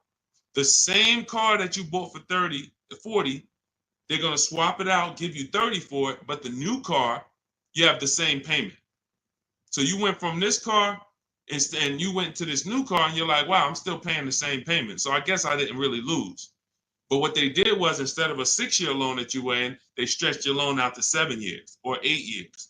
And then they gave you the same 30. You took the same $10,000 loss that the cash buyer would have took, but you didn't see it because you're monthly payment focused. If you understand that, type a $sign. If you understand that, the monthly payment is what's destroying your ability to see, do you really have a good deal or not? You're trying to think of a payment. Do I have a payment that's good? The payment that's good has nothing to do with, did I get a great price for the car? And the name of the game is getting a great price for the car. If I go in right now to a Bentley dealer and they gave me 50% off, liquidation sale, they're going out of business. Yeah, I know I'm getting a brand new Bentley for half off. Obviously, it's an incredible deal. The payment's going to be $3,000 a month. Has nothing to do with whether it's a deal or not. You see what I'm saying? Affordability has nothing to do with if it's a deal. Affordability is personal. Can you afford that payment? That's a personal thing. The deal is, I found a dealer who took off so much money off this car, he blew everyone else away. That's a deal. Okay, so we got to separate these things. So to answer your question of how long should you keep a vehicle if you buy it, at least 8 years, because you're going to put two. Let me give you one more example to show you two people who got the same vehicle you just asked about, and they used to buy, but they don't buy, they leased it. And this is going to show you the dramatic difference between the money people who buy these cars are paying and the money who people get below market leases are paying. Ansley, he got the same vehicle. It's a 2024 Infiniti QX60 Lux, $58,000 vehicle. That's how I knew how much these vehicles cost. Look, how much should this vehicle be per month if he was buying it? All of you who know, every $5,000 is about $100 per month. So Let's round this to about 60,000 with taxes. Let's round this to, it's a $58,000 vehicle. Every $5,000 is about $100 per month. How much should this vehicle be? We got anybody good with math? $1,200 a month. $1,200 a month. Now, let's say instead of a 5-year loan, because people say, oh, well, Deshone, you know, you go with the short loans. I'll go with a little longer. What about 6 years? Okay, 6-year loan. $1,100 a month. You can type the numbers in. I've done this thousands of times, so I know where these numbers are. 6-year loan, $60,000 vehicle, $1,100 a month. Now, let's just say, Deshone, but what about if he got a big discount? Because you're not assuming, what if I'm a good negotiator. Okay, let's say he took $10,000 off, $10,000 off. I'm going to play the game here just to show you there's no way for you to win this game. Those of you who are not leasing cars, but you're not keeping them, you are not keeping them 8 years, you're spending 5 to 10 grand more, especially for new cars, than you could be spending. It's not even a question. So now let's look and say, all right, he got 10 grand off. What would his payment be? $50,000 loan, $1,000 a month. Look what he's paying, $554. $554. Look, only paying $554 with first month down. He gave him his first month's car payment. He drove off. Call those people who told you you should never lease vehicles, and you need to tell them, hey, you owe me some money. That's partially your fault because you listened to them without verifying. But the fact is, I just took a scenario where this person who asked this question has this same car. He has an Infiniti QX60 autograph. I went to a $60,000 QX60 that somebody who learns from me just leased, paying $554 a month, $60,000 car. I said if they didn't get a discount, they'd be at $1,200 a month for a 5-year loan. If they took a 6-year loan, they're at $1,100 a month. If the dealer knocked off $10,000 for them because he liked them, now they're still at $1,100. They're still at $1,000 a month for 5 years, $900 a month for 6 years. There's just nowhere close. He's paying $554. And there's nothing that you can say to me that's going to make me be okay with you justifying us driving out of this dealership in the same car. Hey, man, hey, I see we got the same truck. Hey, man, how you doing? Yeah, you like it? Yeah, man, that's great. Yeah, but, man, this thing is expensive. Oh, yeah, how much you paying? Man, I paid a little, just about $1,000. I ain't putting no money down, but I got about $1,000 a month. Okay, cool. All right, what about you? How much you pay? Man, I paid $554. Oh man, you had to put a lot down. What you put, 20 grand down? No, I just my first payment, but I leased it. Oh, you leased it? Oh, see, but I buy though. I like to buy. All right. God bless you, man. Enjoy that. We're driving the same vehicle. In 3 years, I'm gonna bring this back, get a different one. In 3 years, you're gonna come in, try to trade that vehicle in, have no equity, probably break even if you're lucky. You might have negative equity if you had an accident. And you just paid $400 a month more than me for the same exact vehicle. Doesn't make financial sense. There's no way you can justify it. It's just not even close. Just the people who taught you about leasing, they owe you money. And as long as you continue to listen to them, you're going to continue to overpay for cars because you just don't know what you're doing. You don't know about deal structure and how a below market, not a regular lease, very clear. You're not going to compare regular commercial leases to what I'm talking about here. We're talking about below market leases. Below market lease deals versus below market purchase deals. It's not even a question. Not even a question. Okay, so that's what I need you to understand. If you're buying it, keep it 8 years. If you're not keeping it 8 years, you should be shopping for a below market lease. I teach all of this in my new digital book. It's called Cars from Home, 7 Steps to Saving Time, Money, and Avoiding Dealerships. I show you how to connect with 25 new car dealers online in 20 minutes and get 5 offers. The strategy we use, I created, is called the 25 to 5. We do this in minutes. You use my email scripts. You don't have to talk. You want to do it your way, you can. You want to call around and get your offers, you can do that. But what you're going to see is 5 out of 5 dealers, 4 of them are always going to be overpriced. It's not even a question. You have to see. The only way you're going to prove that to yourself, see, we know that. All these people I've worked with, hundreds of people in the last, couple years, thousands online. We know you get all these offers, most of them are going to be overpriced. That's why you got to get at least 5 so that you can pick the best one. And we do this right from home. Okay, that's a big thing. 8-year rule. Go ahead. Oh, by the way, all of you who do, if you're like, hey, what is this book you're talking about? It's my new digital book. It's 5-star rated. You can get a copy of it for 75% off as part of my welcome offer. It's in the. It's normally $97. It's everything I teach step by step. You can get it in my TikTok bio, the Instagram bio, the YouTube comments, or the Facebook comments. But it's only for 30 minutes. After that, the price does go back up to $97, and it's worth every penny. You can Google it. But $24 is better than $97. If I'm planning on financing, should I buy now or at the end of the month, Black Friday? My credit is in the low 800s. I've never let the time period stop us from buying because marketing is what's driving those time periods. They want you to come in at the end of the month. They want you to come in on the holidays. Think about if you owned a business where your customers were so well trained, they just came in at the end of the day faithfully. You didn't have to do anything. That's the way the car industry is. They will get people to come in thinking they're getting a better deal, but think about it. Why would they give you a better deal if there's 2 or 3 people behind you waiting to buy the same car? You don't have any leverage. See, deals come from, take it from me, I'm in the car business 14 years. I've made a lot of deals with customers and the managers didn't want to make them. The deals that are really deals, the managers don't want to make them. They're like, oh, God, can you get them $20 more per month? Something. We're like, no, listen, this is the person's best offer. All right. It's not a send your friends and we'll give them the same deal. Some customers, I had to tell them, please don't listen, I love for you to send your friends and family, but please don't tell them what you're paying because we might not be able to duplicate that. That's a deal. That's a deal. That's why everything you see on commercials will never be a deal because it's advertised to thousands of people. Nothing that's advertised to thousands of people is a deal. It's for marketing purposes. So you make deals when you're desperate, when you need the number, you need the sale.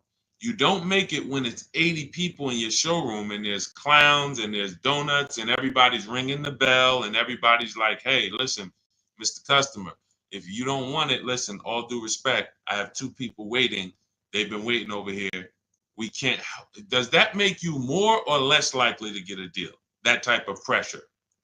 Is it a higher chance, more of a chance you're going to get a deal, a big discount when you have a line of people behind you waiting and you know the salesman doesn't need your sale, or are you going to get a better deal when there's no one in the showroom and they haven't sold a car in 2 days and they're behind on their numbers?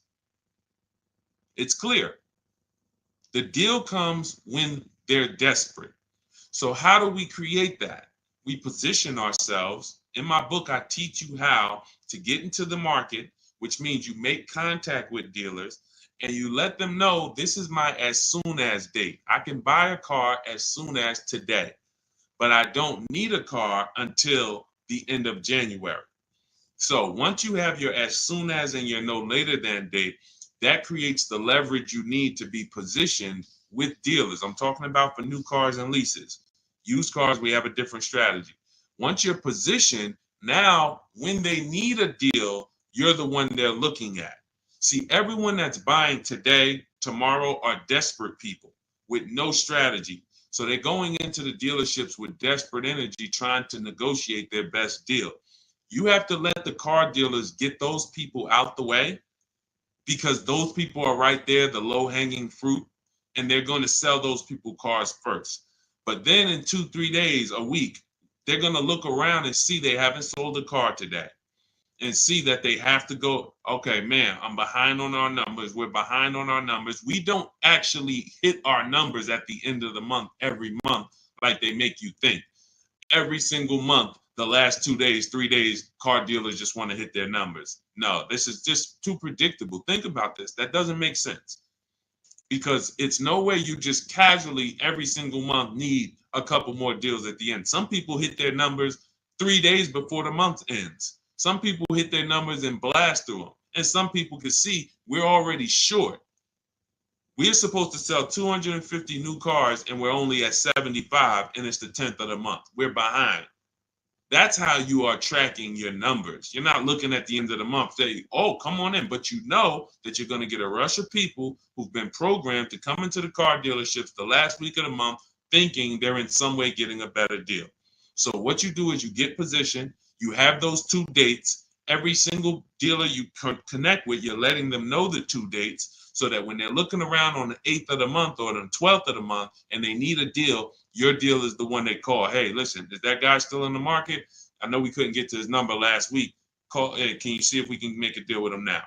That means you're positioned. They're prepared to do something desperate. That's how we like to get positioned. I show you how to do this in my new digital book. It's called Cars from Home, 7 Steps to Saving Time, Money, and Avoiding Dealerships. So you want to learn everything I teach in a step-by-step way of how we do this from home, how the people who listen to me get these, pay less than everyone, and how do we guarantee we pay less than everyone? It's because we know what you're paying. We know what these dealers are offering you.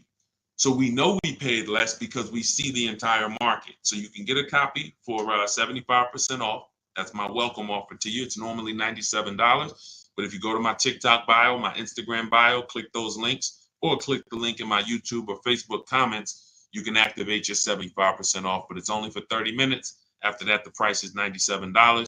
And it's worth every penny. You can Google it. It's a 5-star rated book. You'll see all the people who read it, reviewed it, used it, and hopefully you can come over to the new side, start car shopping the new way, and get out of this old way that you've been programmed to buy cars. I'm an old man. I wish I would have seen this 30 years ago. Listen, understand. I understand. It's just the reality of the industry. The industry hasn't changed in 30 years. That's why it's a multi-billion-dollar industry. Best thing they'll hope you continue to do is just keep doing the same thing you've been doing. Don't do anything different. That's their hope. Go ahead, Dolan. Let's go. Keep typing your questions, y'all. We'll get to as many as we can. Keep typing them. Let's see how many we can get to. We'll be on for probably another 20 minutes or so. How do I find below market leases? Well, you need to find out what the market is. So if I'm looking and saying I want to get a below market lease on a Honda Accord, I need to know what is the market values? What are the market prices? You're not going to get these from websites. You're going to get these from getting offers. So when you consider that there are remember this, D, there's 3 prices that can be paid for any car. Market value, that's for negotiators. Above market values for people with no strategy, no negotiating skills and no strategy. And then below market deals is for people who make dealers bid. They get multiple offers.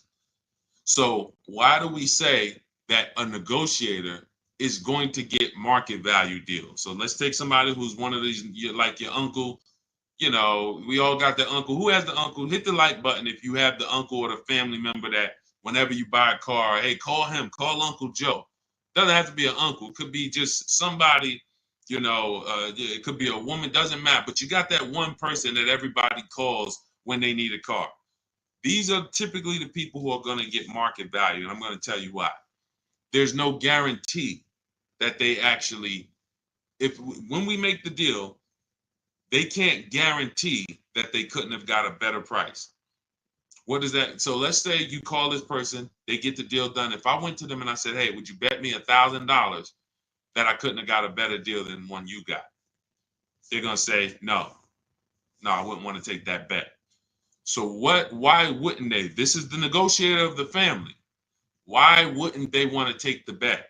Because they don't have the confidence of knowing that they actually got a below market price. Below market price comes from looking at other offers.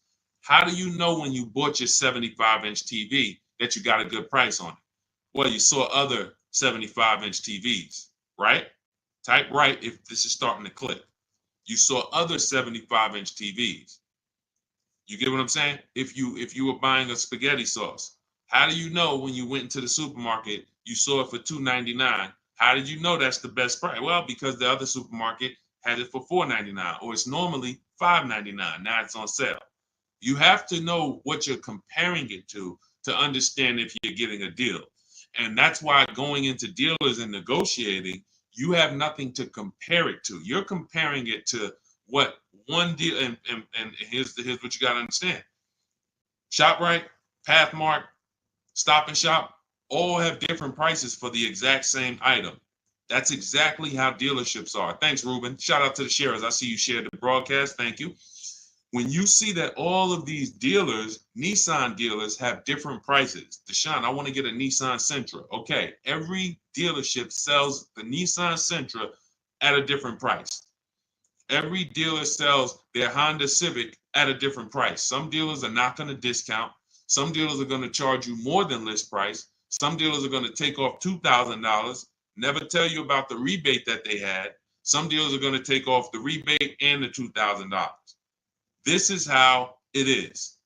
So when you say, how do I find a below market lease? You find it by getting multiple offers from unrelated dealers.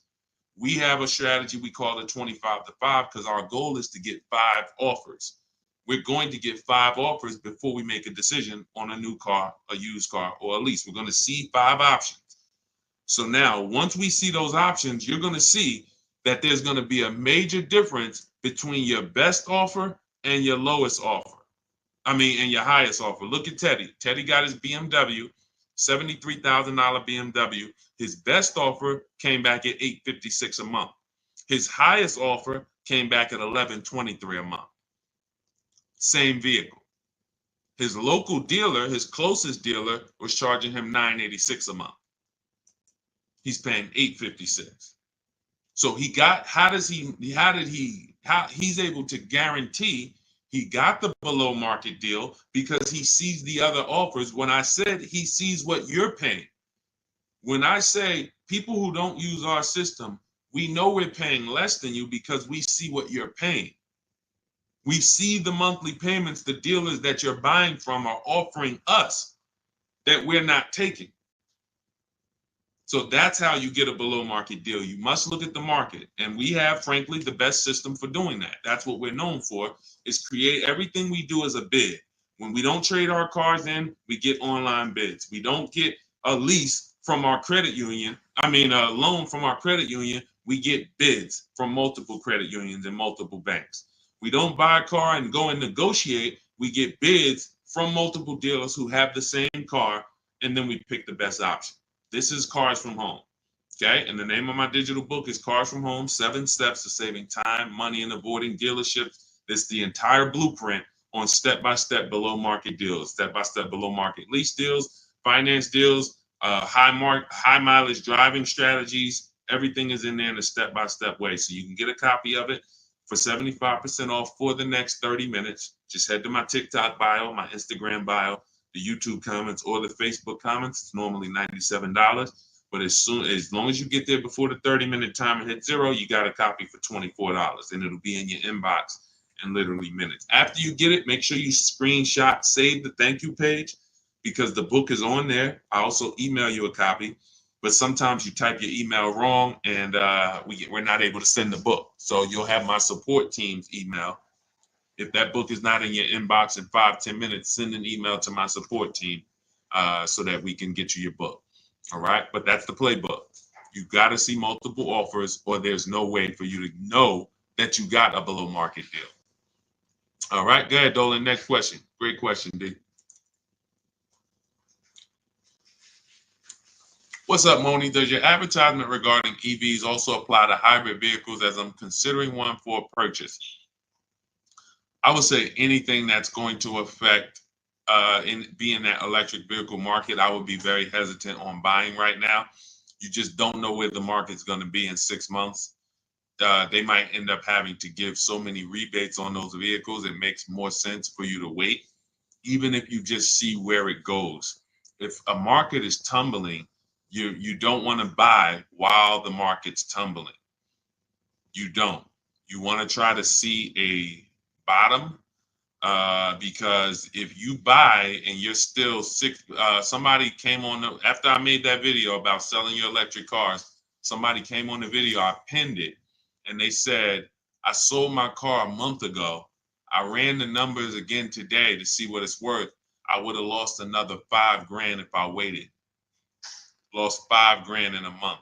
That is how volatile the electric car market is right now. And I would say hybrids could be attached to it because we just don't know what the future is going to be.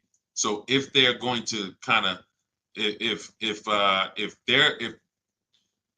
put it like this, we saw a world moving towards electric, and that's why everyone was invested in that world, because we saw gas eventually going away, with half of the new vehicles sold being electric. Obviously, gas is always going to be there because there's going to be used cars. But what I mean is, when the future is electric, then the value is in electric. But if the future is, well, if you want an electric vehicle, you could get one, but we're not necessarily like forcing you to get one. And we're going to make sure you don't need to get one if you don't want to get one. Like, that affects the market prices. That's a very different conversation and tone than electric is the future. So I would hold off. And again, lease these vehicles. I would be leasing these vehicles all day, because the amount, when you start getting multiple offers, if you're using our system, even if you're using your system, you want to do it your way, and you want to call around and get prices from multiple dealerships. Once you see that you're saving 15, 20, 25, 30 grand on some of these electric vehicles, you're going to see that the lease options on them to drive these cars are so incredible. Like, you can literally drive cars for cents on the dollar. If you get below market leases, you're driving for cents on the dollar anyway, but it's just, it's dramatic what you can drive some of these vehicles for. So that's just my advice. I can't recommend anybody buy an electric vehicle or a hybrid. I just can't do it in good faith right now. Great question, though. And I'm glad you're considering it. I'm glad you're even considering, because a lot of people are just not considering how legislation affects the electric car market, how it built the electric car market, and how it's affecting it now. Go ahead, Dolan. All right, keep typing your questions. What's up, Didi? Good to see you. Ruben Moreno, thanks for sharing. Jesse Payne, I see you. We'll get to your question. Let's see if we get to Jesse's question on TikTok too. We got a couple more questions that I see we haven't gotten to yet. I told y'all, the earlier you get your questions in, the easier it is for you to get the questions answered. So start typing them in so we can get them before, and it makes it easier for us to get to it. How much room for negotiation is there on the dealership lease specials? You're not going to know unless you're getting multiple offers. See, this is what I call feeling for the bottom. It's a losing strategy, because if we all knew that every vehicle has a $5,000 discount, that's how you negotiate, then that would be easy, right? It would be easy to feel for the bottom. You don't know. It's a mirage, because you can literally get $5,000 off, but you were supposed to get $8,000 off if you have really got the below market deal. So let's go to something that's really scary. Okay, let's look at Kimberly's deal, because most people, if they were going to get a Maserati like she got, they would be looking for a reasonable discount. But if they're again, it's three types of people: people who make people bid with, that below market people, stuff we use, we get bids. Then you got negotiators, and then you got people that don't negotiate at all, or they just not good at it. So those are your three prices: below market value, above market value. Now look at this vehicle. Somebody who walks in, all their life they've been waiting for their Maserati, or they just been programmed to just go in, don't ask for much discount. It's a Maserati. They sell for what they sell for. The asking price is the price. The manufacturer's suggested price is the price. They're going to buy this vehicle for $86,000. That's what they're going to do, because there's enough ways for us to, now you might not be the person because you're a negotiator. Deshone, I never buy it for list price. Okay, I'm not talking to you. There's a lot of people who actually will buy this vehicle for what they've asked, what it says on the window sticker. Now you might go in and you say, all right, well, I'm negotiating. I feel like this vehicle is $86,000. Give me the 75. We got a deal. So you go in, you throw a number out, feeling for the bottom, hoping that you're doing the right thing. Man, I think 7, you're going with your gut. Your gut is going to destroy you when it comes to buying cars. Oh man, all right, because the person goes back after a little fight, because no matter how much we can give you, we're not going to make it look like it's easy to give you. So we got to go back and we got to fight for every dollar. But you end up saying, we end up saying, hey, you won. We got it for 75. You got almost $10,000 off. Now you're bragging around, hey, yeah, I got almost $10,000 off my Maserati. You know, look, somebody just asked, do Lexus ever discount their cars? This is stuff that people who don't negotiate and don't know how to get bids ask. D-Clinic, it's not nothing against you. I'm just saying you're making the point, because we do have negotiators on here that I just said, you know, will go in and buy a Maserati for what they asked. Hey, this is asking price. And if you have in your mind, are we supposed to negotiate? All somebody has to do is say to you, no, we don't negotiate. And you think, no, Maserati doesn't. Now they're speaking for everybody. Maserati doesn't negotiate. Maserati puts a price on the window sticker. That's what people pay. And that's going to convince you, because you're already coming in with seeds of doubt on whether you should be even asking for any money off. So now you're paying $86,000. That's what you're paying. Now, somebody who's a negotiator on here will come in and be like, okay, yeah, I got the 75, and going bragging around, telling, hey, yeah, I got the Maserati, man. They took off almost 10,000 from me. Now, meanwhile, Kimberly sits at home. She never leaves her house. She uses the strategies in my book, the email script. She's talking to 25 dealers by email. She saves $21,000 almost without ever leaving her house, and she did it in 15, 20 minutes. She knows now how many offers did she have that was higher than the 21,000. Lots of them. She saw the dealer that was giving 75, giving you $9,000 off. She sees that dealer, okay, they're not the best offer. She sees a dealer over here says, hey, I'll give you $5,000 off. She sees a dealer that says, hey, we don't discount. She sees a dealer that says, all right, we'll give you $15,000 off.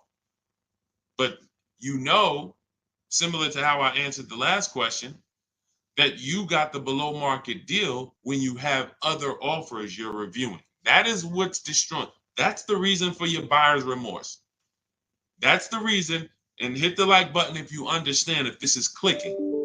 Double tap if you know how we send likes on TikTok. If it's clicking, double tap, because this has to click. Some of these mindsets, that's why y'all know I represent unlearn, relearn. Because until you unlearn what you've been programmed to do, you can't learn what we're teaching here.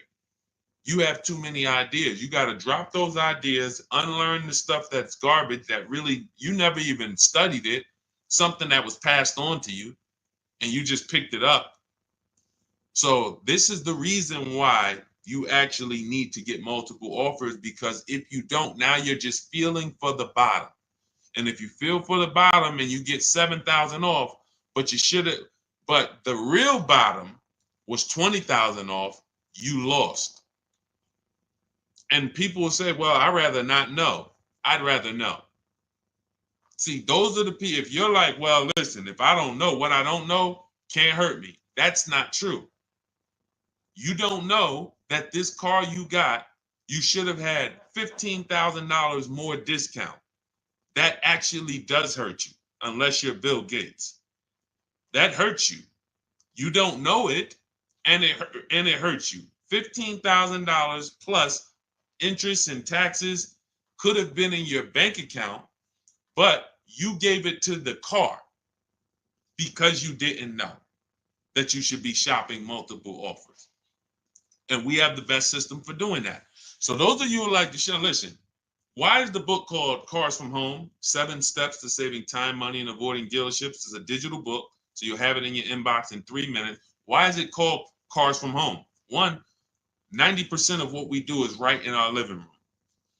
Why is the subtitle 7 Steps to Saving Time, Money, and Avoiding Dealerships? Because we're only at a dealership for a couple reasons. To test drive, and that's it. To pick up our car, and that's it. To have our used car appraised, that's it. What about to buy the car? We're never at the dealership to buy the car. We're never at the dealership negotiating. All of your leverage, all of our power is at home. We can't talk to multiple dealers and see other dealers' inventories while we're in the dealership. We do that at home. So the money is all at home, and we're only in the dealerships literally for 20, 30 minutes. If you have spent more than that in the dealership, you're not listening to me. I see people be like, Deshone, I was in the dealership yesterday, man. I made a great deal. I was using your stuff, man. I was trying to remember everything you taught. You was there for a couple hours. You ain't use what I teach. You didn't use my stuff. Now, when people say, Deshone, I used your stuff, man. I was in the dealership. It only took me 20 minutes to pick up the car. There we go. I know you're using our stuff. When you say, Deshone, man, man, you should see this dealer. I had to go an hour away to pick up the car because this dealer an hour away beat everybody. There you go. Now you're using our stuff. Now you're using our stuff. See, those local dealers, they feel like they own you because they know. Type in, if you go to Google, type in how many dealers average person visits before they make a deal. We know the statistics. It's two and change, 2.5 on average. People are going to only deal with 2.5 dealers before they make a deal. That's why the local dealers are not really giving you the money off. You saw Teddy. Those of you who are on here, we showed Teddy like 10 minutes ago. He said he's paying $856 for his BMW. The highest dealer offered him $1,100, and the dealer that's closest to him offered him $986. That's the dealership right next to him that he drive by, probably went test drove the car there and said, man, one day I'm gonna buy a BMW from them. No, not when they're charging you $120 more because you're closer. Those local dealers know you don't shop. That's why they kill their own people. They're like, yo, we know that most people are not gonna drive outside of 20, 30 minutes, which is why we sit at home, we use this beautiful tool that was invented called a computer, and we're able to actually talk to multiple dealers and save more money in 20, 30 minutes than people are saving in 4 hours negotiating. It's a beautiful world. Come over to our world if you're ready to be done with the old. Go ahead, Dolan. Next question. Don't feel for the bottom now. Thank you, Karita's face painting. I see you. Shout out to the people sharing the broadcast and shout out to the people hitting the like button. I see we got 2 likes. Okay, on Facebook. Where my people at that like? I see. Listen, I need the sharers and the people who take action to take action. Tag one of your friends because I'm telling you this, you're going to destroy your friendship. If you let your friend go out here and buy a car and they don't know that you've been sitting on this live learning everything you need to know to save all the money you need to save, getting all the tools you need to get. And then your friend tells you 2 months ago, they come and say, man, I needed to see this 2 months ago. Yeah, I've been following Deshone for a little while. Well, why didn't you tell me about it? That's the way friendships end.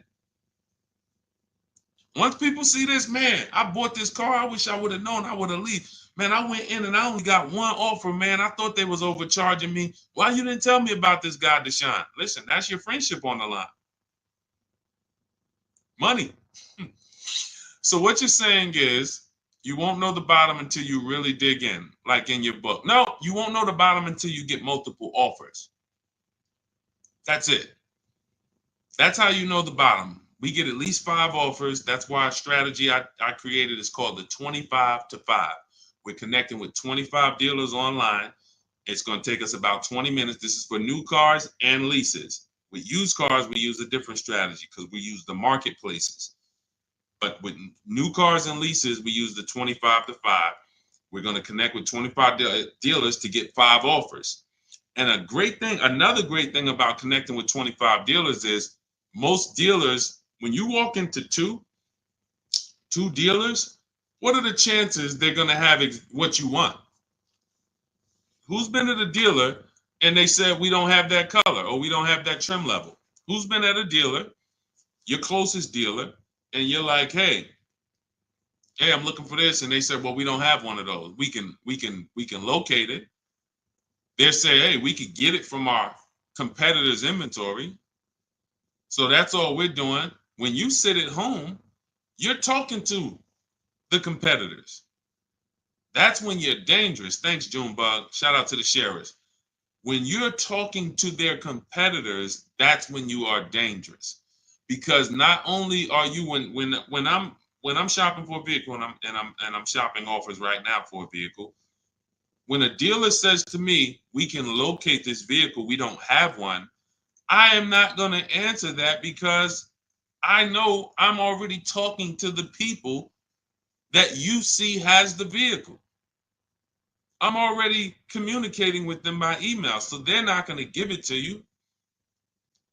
But when you go in and you let a dealer order locate a car for you, you're not getting the best price that you could have gotten because there's fees that you pay for that. It might be 100, 200. Very rarely can a dealer give you the best deal on the market, the biggest discount, and go and get the vehicle for you and pay the transport.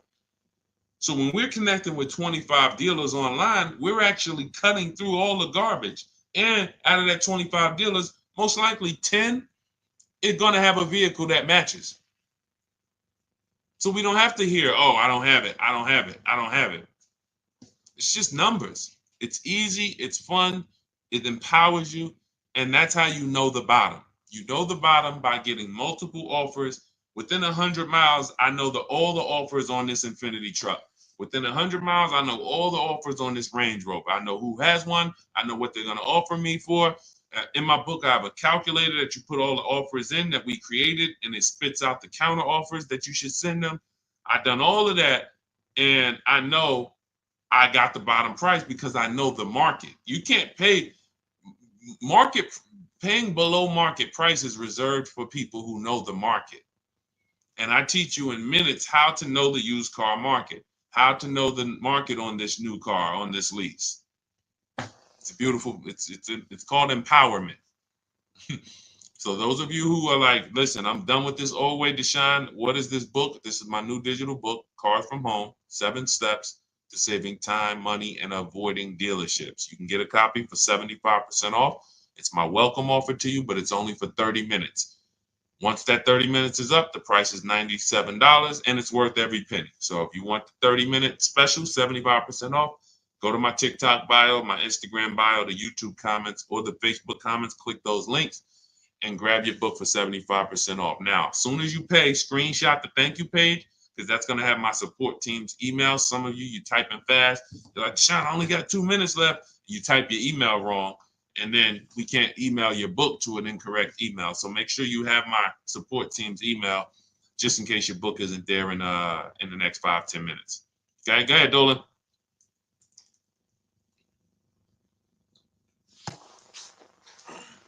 If you're buying for a rental company, that's something that hang on.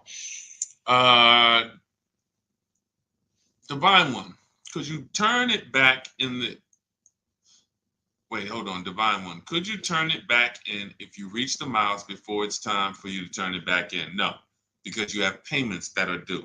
So let's say you reach your miles, but you have 3 payments left.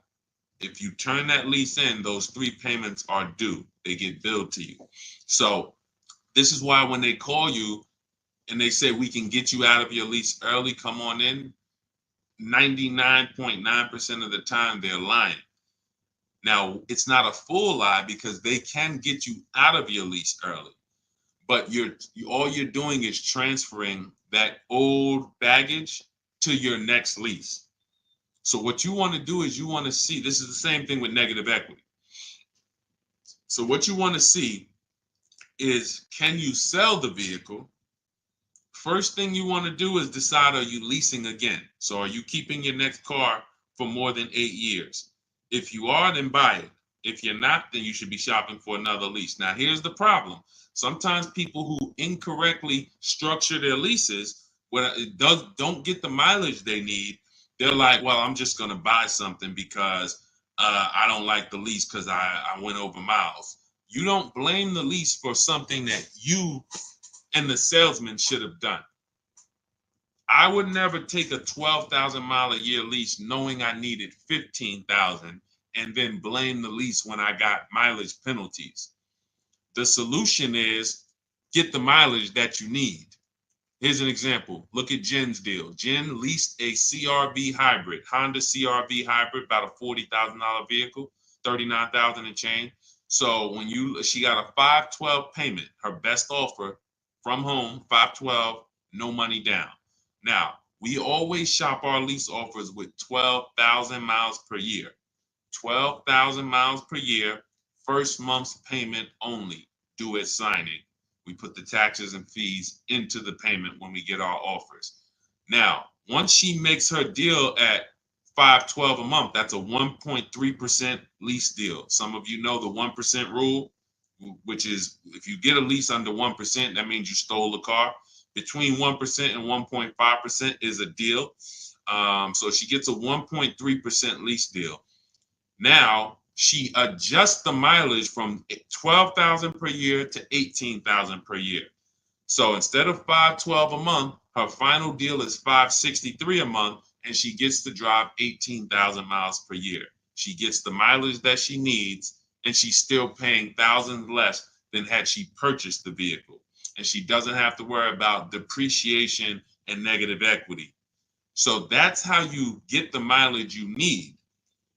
You $50 more, and she gets to drive what she wants. If she had not taken that extra, let's say 7,000 miles, from 12 to 18, that's 6,000 a year. That's 18,000 miles.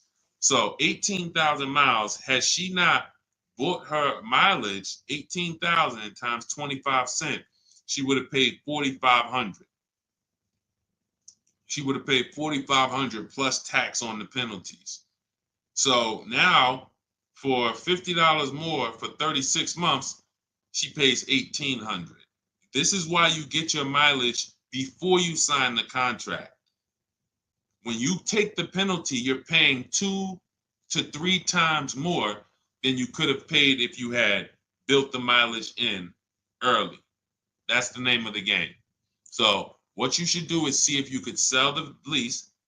After you decide if you're leasing again, see if you could sell the lease, do an equity assessment, call your leasing company, find out what your payoff is, and then you're going to go and get your 6 offers from the sites that we teach to get offers from: CarMax, Driveway, Carvana, AutoNation, Car Gurus, and KBB, Instant Cash Offer. 6 cash offers in 20 minutes, and you'll know if you can break even selling it, get out of it, and you can sell it. If you want to detail, some of you like, Deshone, what are you talking about? You could sell a lease. You really need to tap into what if you don't know you could sell a lease, you certainly don't know how to do it. And you don't know how to assess if you have equity and if you should do it. But these are the things when it comes to this advanced purchasing. I've been in the car business since 2006. Everyone who knows me in New Jersey understands who I am.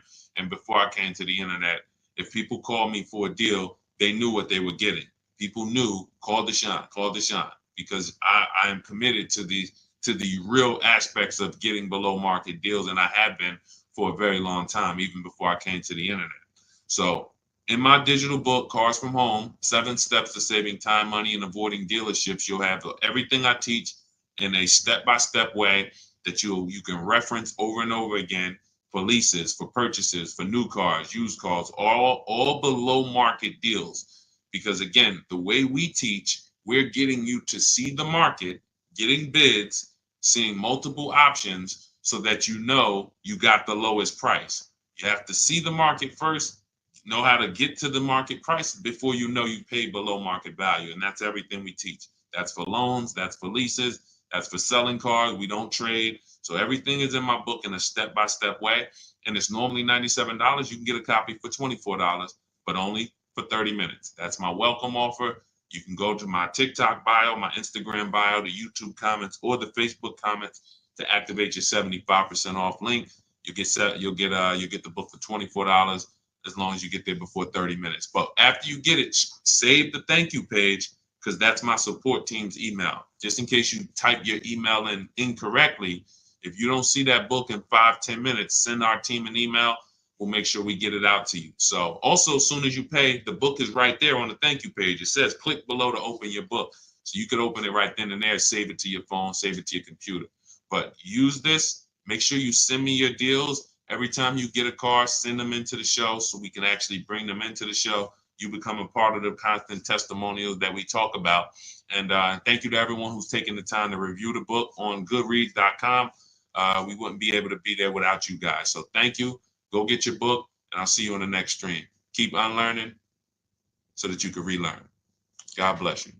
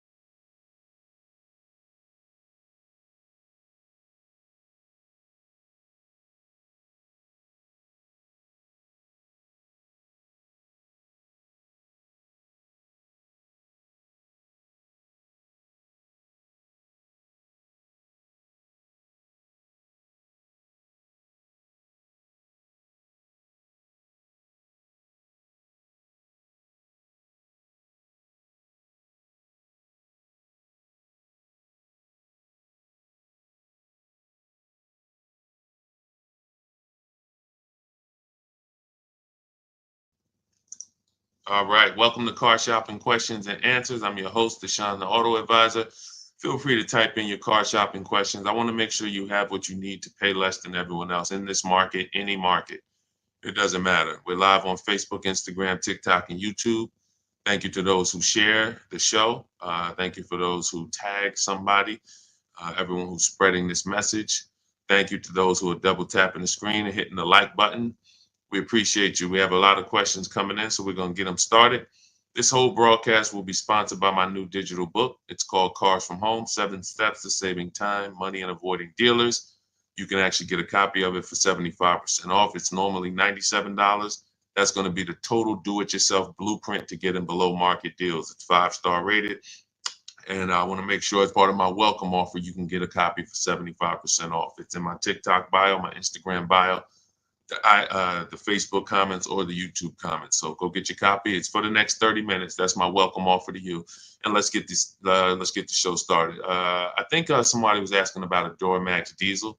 So not a drama truck.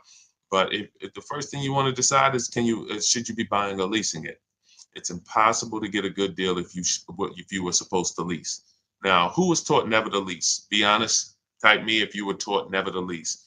A big thing that we do here is we tear down that terrible, terrible financial advice. It is some of the worst advice that you could have received, is to never buy a vehicle. To never lease a vehicle. So let's keep the question up about the Duramax, Dolan, because that's the one we're answering right now. He had typed in the comments he didn't mean drama truck, he meant Duramax. So we can save this question for next. Everybody keep typing your questions and we'll keep getting to them. But right now, that's the first step. Whenever you are about to get a car, the first thing you want to do is decide, am I buying or leasing it? And I give you an easy way to know that. Are you keeping it 8 years or not? It's very simple. The question of buying or leasing is about depreciation. If you buy a vehicle, you're going to lose in depreciation. I don't care how good of a deal you get on it, because in the short term, depreciation is going. And I'm fortunately, thank you, Quinn. I'm about to be a victim of my own bad. Look, I'm about to be a victim of my own advice, like not taking my own advice. What does that mean? I bought a pre-owned Infiniti truck after years of leasing. And I got into the habit of leasing after 20, let's see, from 2000. We would lease my wife a vehicle. So we started really 2012 with our Infiniti G25 lease. We got that. It was like $325 a month. And then a brand new vehicle, because most leases, if not all leases, are brand new vehicles. So I'm paying $325 a month for a new Infiniti. Then we got the Infiniti Q50, 2014. So then I'm paying like $345 for a $44,000 car, brand new. Then I had 3 Q50s in a row, 345, 365, and I think the highest one went up to like I think 365 was the highest, because when I extended my lease, I had to pay the taxes. It went to 390. It might have been 390. The point is never over $400 a month. So then I asked my wife, I said, are you going to keep this vehicle? Because if you're going to keep it for more than 8 years, we could really just buy a vehicle. We don't have to keep leasing unless you want. And she said, look, I'll keep a vehicle. So I get a phenomenal deal on my Infiniti truck, 2020. It was 3 years old. I got it. It was a $54,000 truck. I got it for $31,000, 26,000 miles on it. Great, great vehicle. I documented the deal. So I posted the deal on my social media. I got 42% off the original MSRP. That's something I call a true value discount. You got to know when you're buying a used car, what are you paying for it relative to the original MSRP. So I get this whole phenomenal deal, right? And I'm going to show you how I'm about to lose because I'm not going to keep it 8 years. I thought I was. I thought my wife is fine keeping it 8 years. I'm not. So when you see how much, I already ran my numbers. I already ran how much the truck is worth. I did my equity assessment, which is step 2. And when I look at what I paid over the last 2 years, plus I gave $5,000 down, which is no problem, because if you're buying a vehicle and you're going to keep it, it doesn't matter how much you get down. You can pay it off quicker. But the goal is to keep it, because if you don't keep it, when I just ran my numbers, it's a loss compared to if I just leased the vehicle back then. Because the new Infiniti I'm about to get is literally the new version of this truck is literally is the same price. It's actually a little less per month than I paid for this used truck. And I'm gonna break this down thoroughly. It is a loss. Buying these vehicles, I got a great deal on that Infiniti truck. Great deal. It's a loss because I'm not keeping it.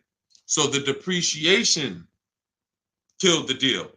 I could have been driving a brand new 2022 Infiniti truck at that time, paying $500 a month or less, literally driving a brand new truck. But instead, I bought a pre-owned one with the goal to keep it, didn't keep it, and now I'm going to end up paying more.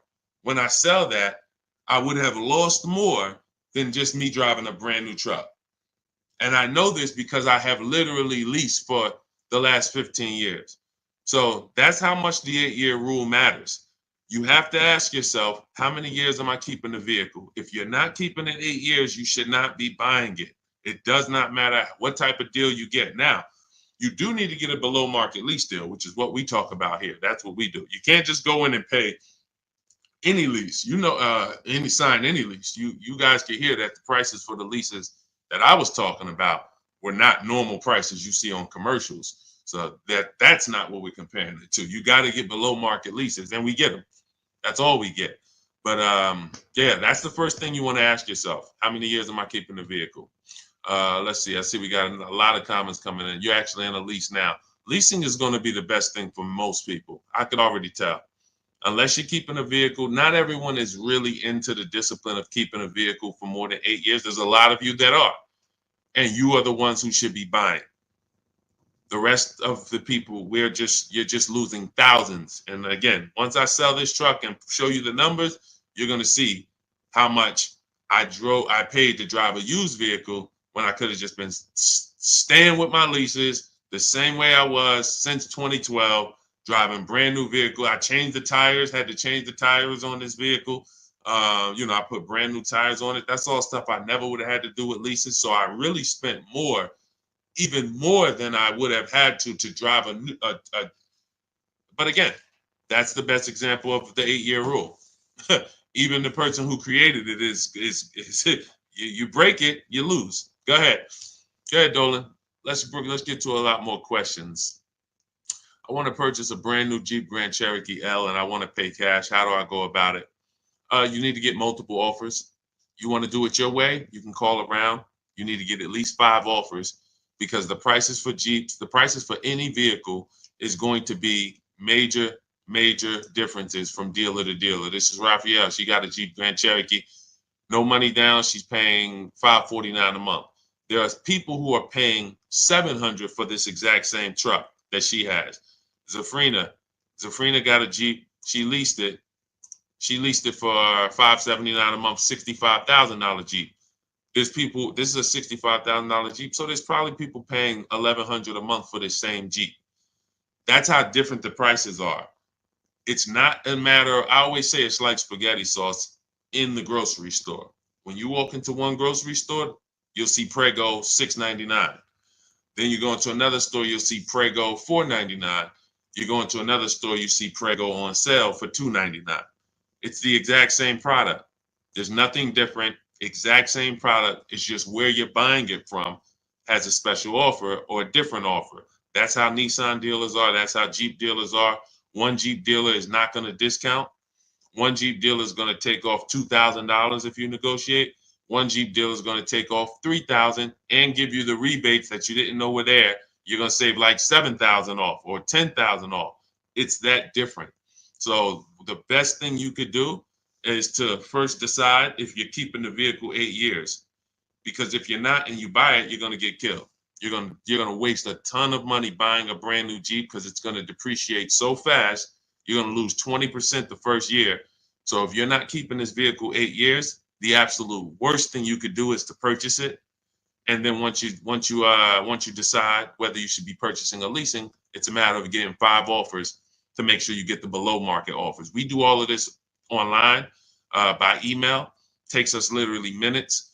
That's what's in my new digital book, Cars from Home, 7 Steps to Saving Time, Money, and Avoiding Dealerships. I show you how to connect with 25 dealers online in 20 minutes. I have email scripts that we use to copy and paste and get offers. That the name of the game is getting 5 offers. So in my book, the strategy is called the 25 to 5. We connect with 25 dealers to get 5 offers. And then we pick the best one. That's the below market offer. So you must shop multiple offers or you're going to overpay. You can get your copy of my new digital book for 75% off. It's normally $97, but it's part of my welcome offer in my bio, my TikTok bio, my Instagram bio, or the YouTube or Facebook comments. For 30 minutes only, you get your copy for 75% off, which is $24, and it'll be in your inbox in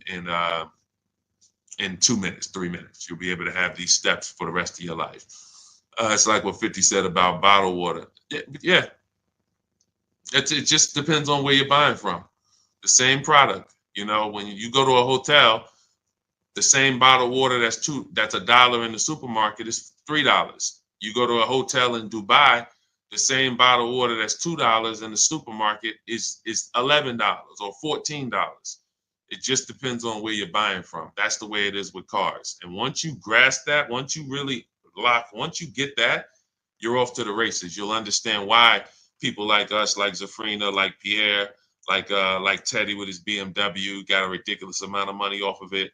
Danielle with her Audi lease, Bonita, even during the pandemic when people were paying $800-900 a month to lease Kia Telluride, she got hers for $600. It's just bidding. When you step out of negotiations and get people bidding, your experience is going to get easier. You're going to save more money without even trying. It's just an easy way to do business. All right, go ahead, Dolan. Shoot up the next question. Let's go. Keep typing. Where should I start in the process to buy a car? People skip the leasing versus buying step. Again, I can't stress it that I could show you all day long how to get below market car deals, leases, purchases, new cars, used cars. That is easy. That is easy. You do it right from home. That is the easiest part of what we do. The leasing versus buying, because they programmed you to not like leasing, and you've gotten so many negative you've gotten people who've programmed you. They've never spoken about numbers. They never talk about they never talk about the numbers. They talk about things that everything but the numbers. Leasing is like renting. You have to drive. They pick your mileage. That's wrong. You pick your mileage on a lease. And frankly, depreciation is the unseen expense that these people don't even know that it's killing them. Because the short term, think about all these electric cars. I've been on a mission to try to get people to sell their electric cars. Lease them all day. If you are getting multiple offers, lease these electric cars all day. But if you own them, they are depreciating at a dramatic rate, way more than any other cars. Because the new car market is soft. What does that mean? The new car market is soft. That means they have to give these cars away to sell them. Look at Milligan. If you zoom in on her deal, Milligan got a Mercedes EQE Valentine. I never leased in my life. You're going to learn today. You're going to learn today. Milligan saved $27,000 off of her brand new Mercedes EQE. If you zoom in on that, you'll see. So when you're able to save, now obviously everyone's not saving that money. She got multiple offers. She used our system for getting offers from multiple dealers, and her best offer was $27,000 off. So if you can get $27,000 off a brand new one, how does that affect the pre-owned market? How does that affect the one-year-old one? How does that affect the people who bought brand new, paid list price, or they paid almost list price, and now 2-3 years later, they're trying to sell them? They're worth half. They're not even worth, they're worth less than half of what the new car costs. And now this is the dangerous part about buying these vehicles, because when the depreciation hits, if you happen to have a vehicle that depreciates worse than any other car, you can't help that. You have to wear that. There's no way for you to avoid it. Now, had you leased it, you would have avoided it. Had you got a below market lease, you would have avoided it. And also, if you had a plan to keep the vehicle for at least 8 years, not break the 8-year rule. That's why when you ask, where should I start in the process? Guys, the process always starts with the 8-year rule. It always starts with the 8-year rule. There's nothing else. I don't care if you're coming to talk to me about anything else than how long you're keeping the car. You've missed it. If you're coming to me to talk to me about how to get a great deal on a depreciating asset, and you're not considering how long you're going to own it, you are missing it. You're missing the basis and the most basic step to finance. To investing in something. If you were going to buy a stock and they said, listen, I got some bad news for you. This stock is going to go down in value for the first 5 to 6, 7 years. It's going to go down. And if you decided you were still going to buy that stock, the only question we would need to know is, how long are you going to keep it? Does that make sense? A financial advisor who's going to tell you, hey, everybody who buys this stock, it goes down for the first 7, 8 years. But then it starts to coast, and then you'll be okay. Wouldn't how long I'm going to keep it be important? That's the most important. If you say, hey, I'm going to keep this thing 3 years, you're going to lose. You're going to lose. It's impossible not to lose. So that's why we only look at how we're going to beat depreciation as our first step. You buying a car, your first question is, how long am I keeping this thing? 8 years? Then I'm going to buy it.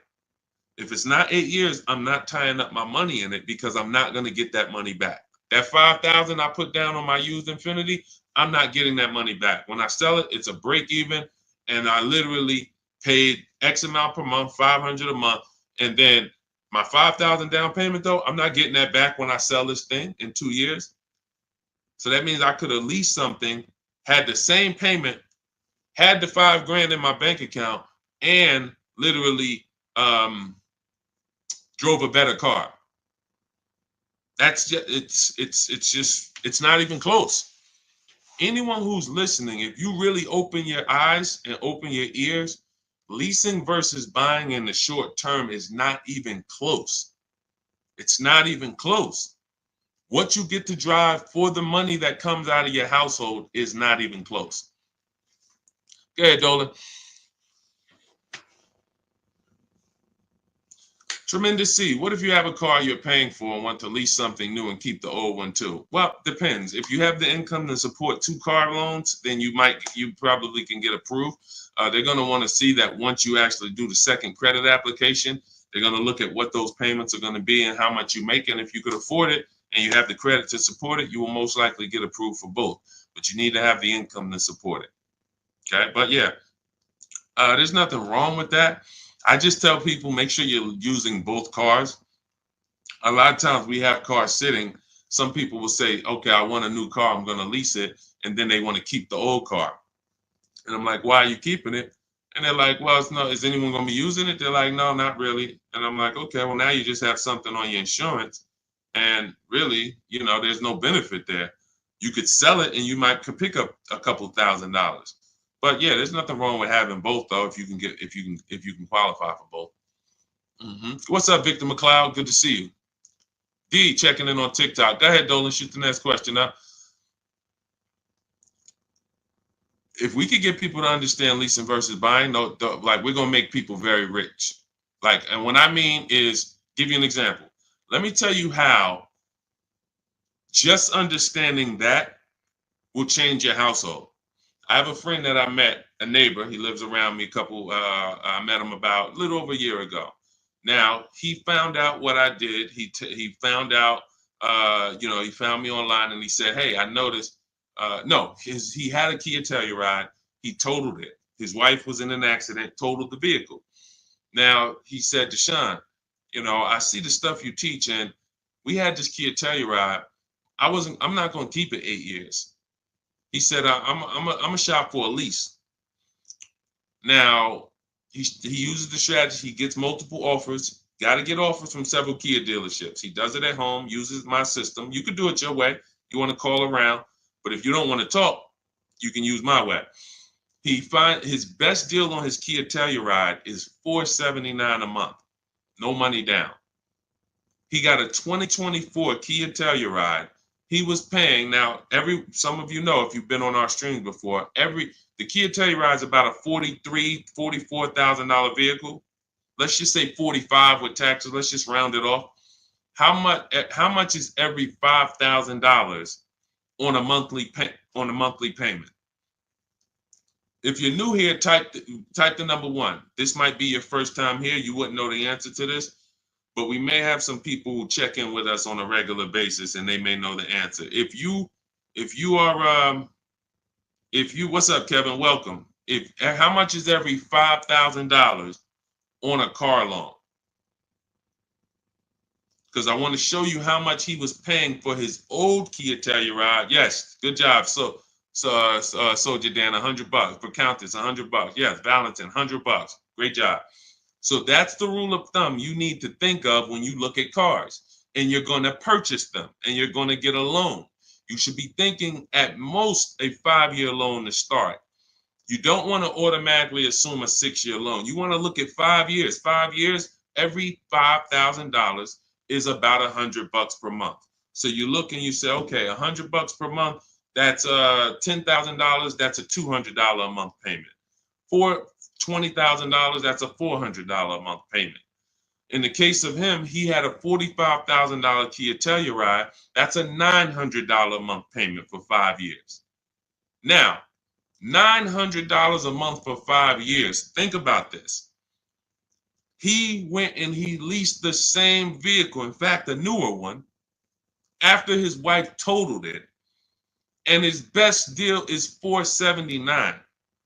He brings a new version of the same vehicle that's been in his household, taking $800 plus per month out of his household.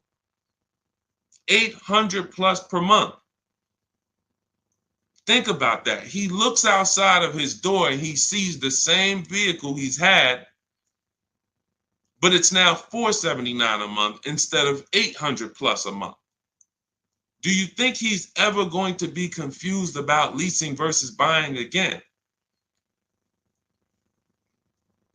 That's the thing. When you drive down the road and you meet someone who listens to us, they're in the same vehicle as you. They're driving better vehicles than you. They're paying less than you because they've learned 2 things. How to determine when they should lease and when they should buy, the 8-year rule, and they've learned how to get bids. How to sit at home and get bids instead of going in and trying to negotiate. It's a major difference. So go ahead, Dolan. All you do is pick the correct mileage, Showtime. That's it. He said, what do you do if you go way over mileage on your lease? You pick the correct mileage. See, you pay for usage.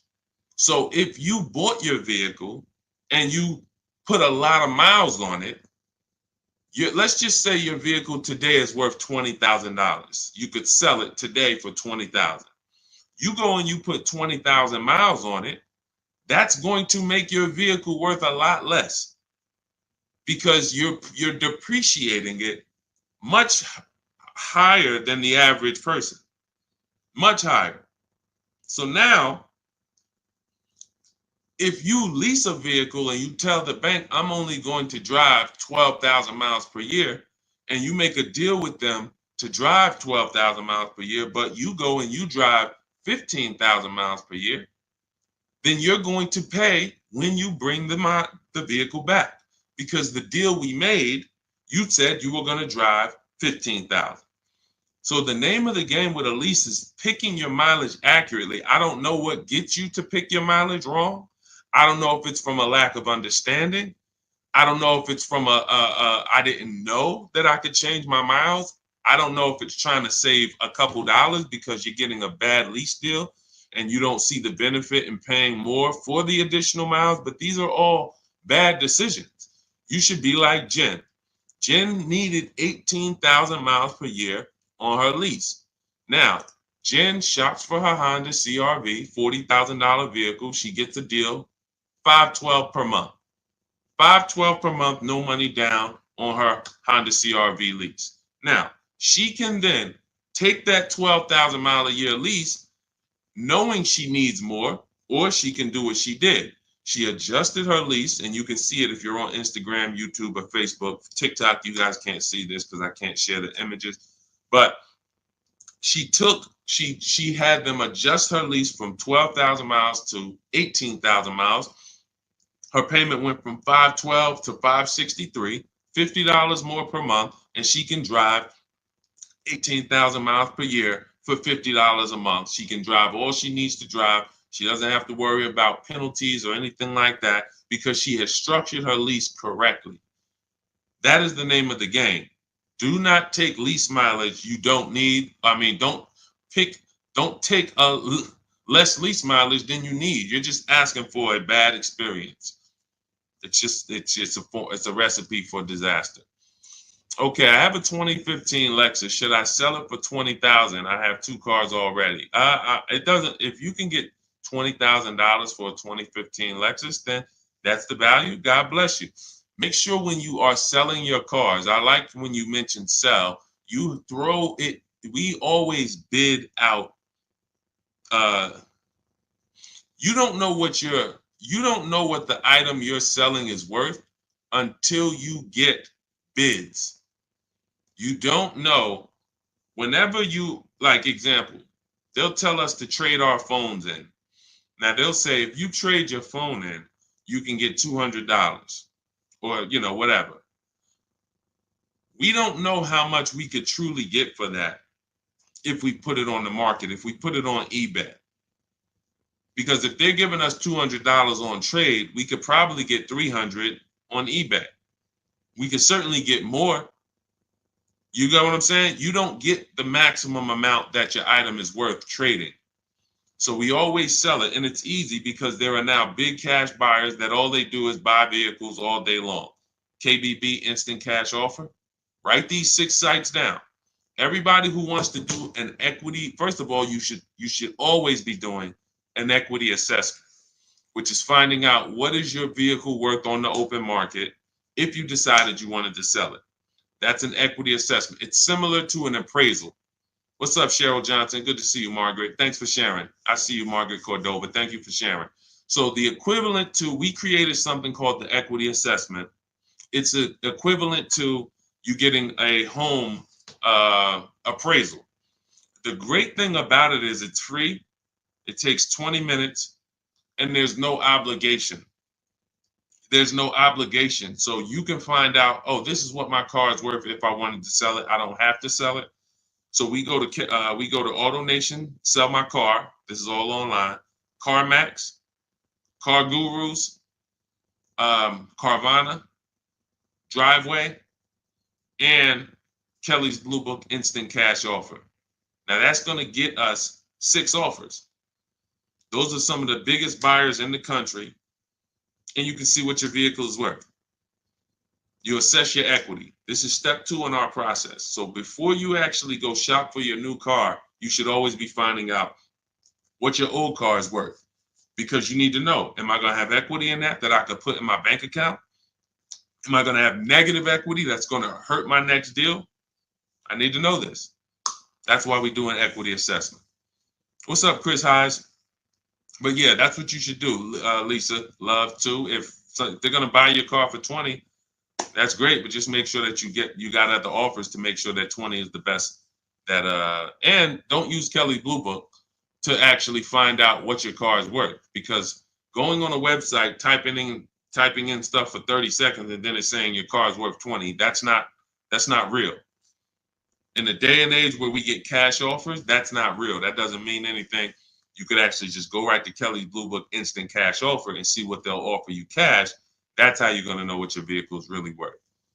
Okay. And all of this, everything we're talking about, everything I teach is in my new digital book. It's 5-star rated. You can Google it. It's called Cars from Home, 7 Steps to Saving Time, Money, and Avoiding Dealerships.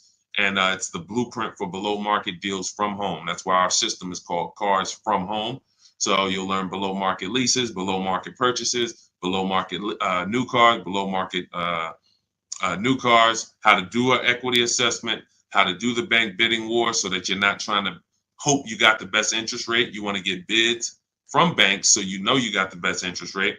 So all of this is in my book, and you can get your copy for 75% off. It's part of my welcome offer. It's normally $97, and it's worth it, but it's part of my welcome offer. For 30 minutes, you can get your copy for 75% off in my TikTok bio, my Instagram bio, the YouTube comments, or the Facebook comments. Is it a good idea to buy out your lease? Not usually. Most times, this is a major way. This is a $5,000 loss because you're paying for too long on a car that you're giving back. So if you who's bought a lease out? Let's just really lay out a scenario. If you've ever bought your lease out, just type me. I want to show you why this is a mistake, and I'm gonna do this probably in 2 minutes. Whenever you lease, your lease is 3 years on average. We don't take 4-year leases. Why? Again, you're paying too long for a car you're giving back. The name of the game with a lease is to pay cents on the dollar compared to purchasing, not tie up a lot of money. So when we go from leasing to buying out our lease, we're going from driving new cars for cheap to now we're buying a used car. What do you mean buying a used car? Well, that's all it is when you buy your lease. You're just buying a used car. The only difference is it's your car. So instead of going out and looking for a used car, you already have a used car, 3 years old. It's your old lease. You go buy it. First thing you need to do is make sure that the price that you're paying for it is a good price. If you were going to buy it, the very first thing we want to do is a market assessment. So look at vehicles online, go on used car websites, go on the marketplaces, cars.com, Car Gurus, AutoNation, Auto Trader, all the marketplaces, Carfax.com, Carvana, CarMax. We use 8. So there's 8 marketplaces that we use where all the used cars are, and we need to see all of them. Now, we need to know, is the price that we're paying for this lease buyout good? Can we get a car just like it or a better car for the same price? Some people are paying $19,000 to buy out their lease when they could get a similar car for $17,000.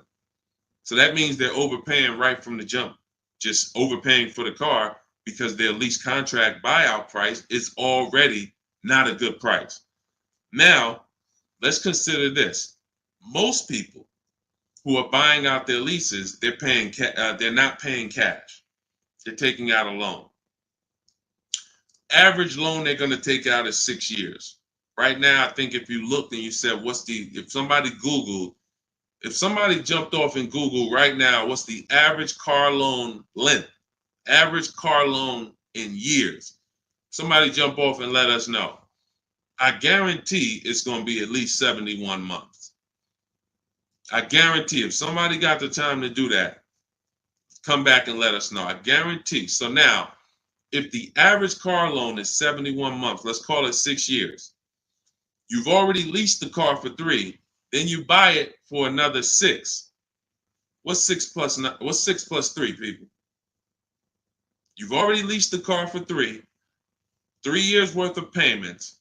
Now you bought the used car. You bought it as a used car, took out a 6-year loan to pay off the difference. How many years of payments is this? 9. Thank you.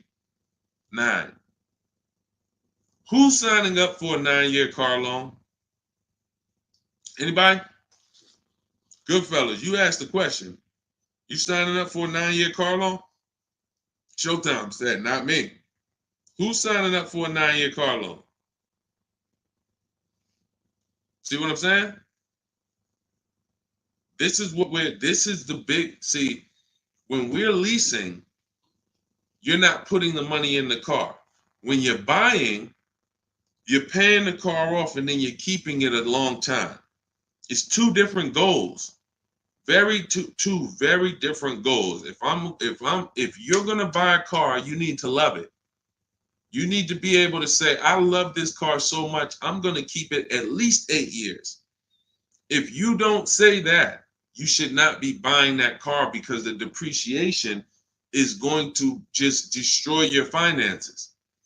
It's not what you pay for. You can pay cash. Doesn't stop the car from depreciating.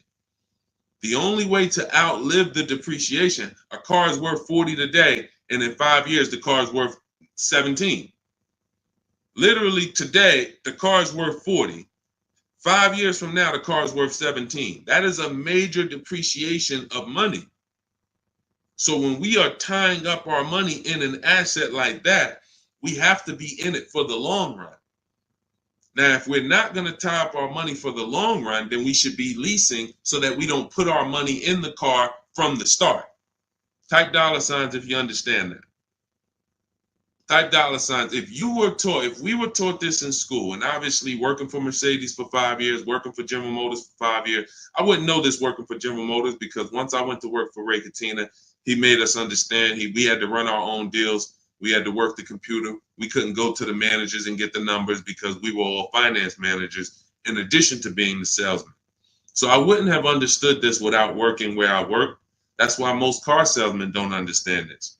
They weren't taught this. The first thing you should be learning if you went to class, if they taught a 1-semester class on understanding how to get great car deals, literally step 1, period 1 is depreciation. That's period 1. Because now it's like depreciation is the enemy. Depreciation is what's going to destroy you. You throw your cash in that vehicle, you tie up $20,000, $30,000 in that, your cash value is depreciating. That should be the first thing. How are we going to avoid that? That would be the first question that you got to come up with. Okay, wow, if that's the case, how do I avoid that? Okay, you're either going to get a below market lease, or you're going to keep it a very long time to where the depreciation cools off and it's no longer depreciating that much. And then you'll be like, oh, okay, cool. But because we didn't learn how to buy cars, we were basically trained. We were trained to buy cars by car dealers. And the things that we were taught make them money, not us. And I'm one of them. I've been a car salesman for 14 years before I came to the internet. So I watch most car salesmen buy cars. There's a couple car salesmen I'm friends with, and they always buy new cars. I watch them. They'll go and they work at the dealership, and they'll say, yo, I just upgraded. Every 2, 3, 4 years, they got a new car, but they don't lease. It's total financial, almost, it's worse than ignorance, because they see the numbers. It's just they're so programmed. Oh, somebody taught me own my car. You ain't buying, you don't own nothing. You're not paying cash. The bank, you want to find out who owns the car? Don't make a payment for 3 months. Don't make a payment for 3 months. You'll find out who owns the car. So you get what I'm saying? So that's the name of the game is, yeah, I don't mind partnering with a bank to pay off my car, but once I pay off the car, I'm keeping it. There's nothing wrong with you switching cars. If you want to switch cars, God bless you. I want to switch cars. I bought this daggone Infinity truck thinking, oh, I was going to change. No, Deshone, I'm going to keep cars now. I'm going to keep these cars 8+ years. No, the only cars I want to keep is when I get my Range Rover, my Escalade, my S-Class Mercedes. These are cars that I've wanted pretty much for my adult life. Last 20 years, I've been like, okay, these are my gold cars. When I get here, I'm buying these cars and I'm going to keep them. That's my dream. I'm not keeping cars that's not on my dream car list. I'm not keeping them. So I don't know what I was thinking, but I have to pay the price because, again, I bought a used vehicle, got a great price on it, but what I could have leased, what I could have driven had I leased 2 years ago, it would have been so much better and so much less money. And I got a great deal on it. Depreciation. Can't beat it. You cannot try to beat it. Go ahead, Dolan. Should you let the dealer run your credit multiple times just to get you a better rate? Absolutely not. That's the worst thing you could do. The dealership's not getting you a better rate. Listen, pay attention, everyone, because this is a big deal. The dealership's job is to get you a rate that you'll agree on that makes them the most money. What does that mean? All right. Finance manager is asking the salesman, what is the highest rate you'll take? That's a big difference than trying to beat a rate you have. We never have a dealer ever run our credit without trying to beat a rate we already have. When you actually let a dealer run your credit, they are looking and saying, okay, if I tell them it's 8%, will they take it? If I tell them it's 8.5, well, they're trying to see the highest. What's the highest we can get? That's not someone who's shopping for you, like someone who's, okay, let me see the lowest rate my client can get. That's different. Now, how do we make dealerships switch from trying to see the highest rate you'll take to actually trying to see the lowest rate they can get? Bids. We use a process called the bank bidding war. What's up, Beats? Good to see you, Biddy Brown. We use a process called the bank bidding war. And what we do is we do not let anyone run our credit. First of all, let me explain what the credit bureaus allow. What they allow that you may not know, that most people don't know. They allow you to let multiple banks, multiple credit unions access your credit within a certain number of days. And if you do it within a certain number of days, once that window closes, the effect on your credit score is going to be like one hard inquiry. So we all know, most of us know, a hard inquiry can drop your credit score. But if you shop the way the credit bureaus allow, you can get multiple hard inquiries from banks, credit unions, online lenders, and it's going to have the same effect as one hard inquiry. And the benefit of you shopping this way is because how do you know that the interest rate the bank gave you was the best interest rate on the market? How do you know? What's up, Curtis Wilson? Good to see you. Good to see you checking in on Facebook. How do you know? How do you know that the interest rate that the bank gave you, what's up, Ivan Uris, is the actual best interest rate? Anybody want to take a stab at how you know? There's no answer because you don't. You do not know.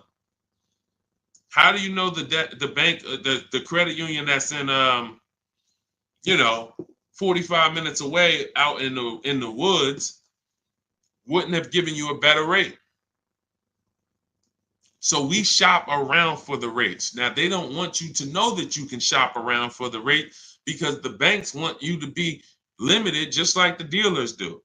The biggest tactic that banks and dealers are using against you is to make you think they're your friends. As long as you think they're your friends, you're not going to shop their competitors. Type a $sign if you understand that. you'll notice that the new thing banks are going to try to do is to get you to give them your information and allow them to access your credit with a hard inquiry. That's the new thing. They always did soft pulls before pre-approvals became popular. You could get a soft credit pull inquiry. Then soon as you guys started getting hit to the pre-approvals, which was the smart thing to do 2-3 years ago, get the pre-approval. Now every bank wants to get a hard credit pull to give you a pre-approval. You notice that? We watched it switch. When you weren't doing it, they had it available, soft credit pull pre-approvals. Soon as you got hit, see the market, these guys respond to what you do because they want to limit you. So you have to know what their goal is. Dealership goal, keep me from shopping competition. Bank goal, keep me from shopping competition. Because they know the only way that you are going to save the real money is to shop competition.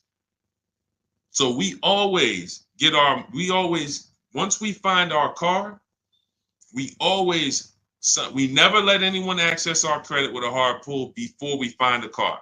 Never.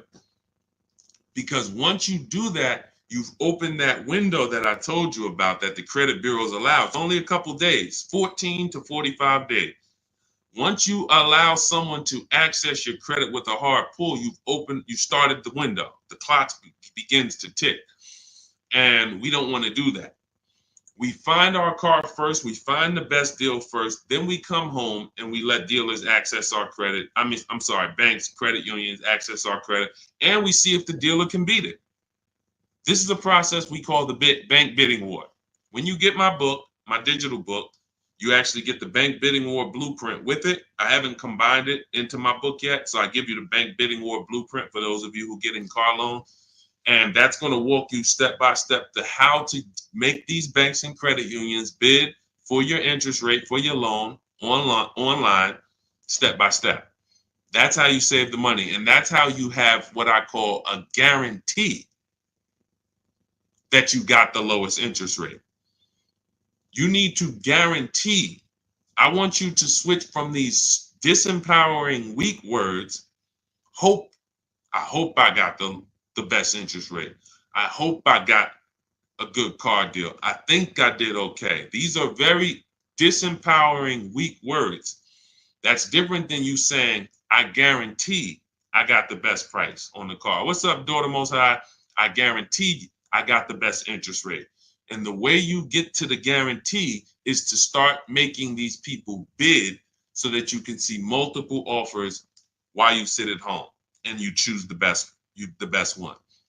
This is all in my digital book. It's called Cars from Home, 7 Steps to Saving Time, Money, and Avoiding Dealerships. It's 5-star rated. You can Google it. And it's part of my welcome offer. For 30 minutes, you get a copy for 75% off. In my TikTok bio, in my Instagram bio, check the YouTube comments or the Facebook comments, and you'll have a link to get yours for 75% off. All right. It's normally $97. But if you get there before 30 minutes is up, you can get a copy for $24, and you'll have everything that we're learning step by step, even the stuff we won't have time to get to. Everything is in there step by step. The bank bidding war, below market leases, below market purchases, new cars, used cars, high mileage drivers, all step by step. So get your copy before the welcome offer goes away. Stephanie, how can I get out of my loan because of high car payment? Should I trade in or try to sell private? First thing you should do is assess the value. So go to the 6 sites that we recommend to find out what is the highest offer you can get for this vehicle. Go to CarMax, Carvana, Kelly's Blue Book Instant Cash Offer, AutoNation, Driveway, and Car Gurus. Get your 6 offers, let them fight it out, see how much are you leaving this transaction with equity, or are you going into your next transaction with negative equity? So if you have negative equity, I always recommend you pay it off. Don't transfer, because then you can actually do a clean deal and you can get bids for the next clean deal. We don't like to trade. I talked about earlier in the stream how you're never going to get the most you can get for your item, trading it. So usually when you don't sell your car, when you trade it, you're going to have more negative equity than you could have had if you have negative equity. But that's the first thing, Stephanie. And truly, even before you do that, you need to know, am I buying this next car to keep it at least 8 years or not?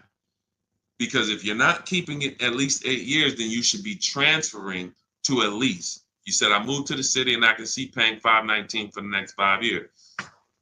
Well, exactly, because $519 is only a $25,000 to $26,000 loan for 5 years. On a 6-year loan, maybe $30,000. So that's all the loan you have on a 6-year loan, $30,000. Whether you got a new car or used car, that's what you're driving. Meanwhile, the same $519 a month payment, we have people who are paying $519 and driving way more expensive cars than that. Look at Greg. Greg is paying $527. He's driving a $56,000 Kia EV6 Wind. That's an electric vehicle. Danielle is paying $550. She's driving a $44,000 Audi A3. I'm sorry, yes, A3. Raphael is paying $549. She's driving a $46,000 Jeep Grand Cherokee. So see what the money gets you when you know how to leverage your money. So the first thing you should be doing is seeing, am I in the right foundation structure-wise for my lifestyle? My lifestyle is I don't keep cars 8 years, I should be leasing. If my lifestyle is I keep cars more than 8 years, then I should be purchasing. And then you could transfer it and you just got to go into a less expensive car. See, the only way you're going to drop your payment is to go from a $30,000 loan, whatever you're in, to a $20,000 loan if you're buying. That's the only way when you're buying.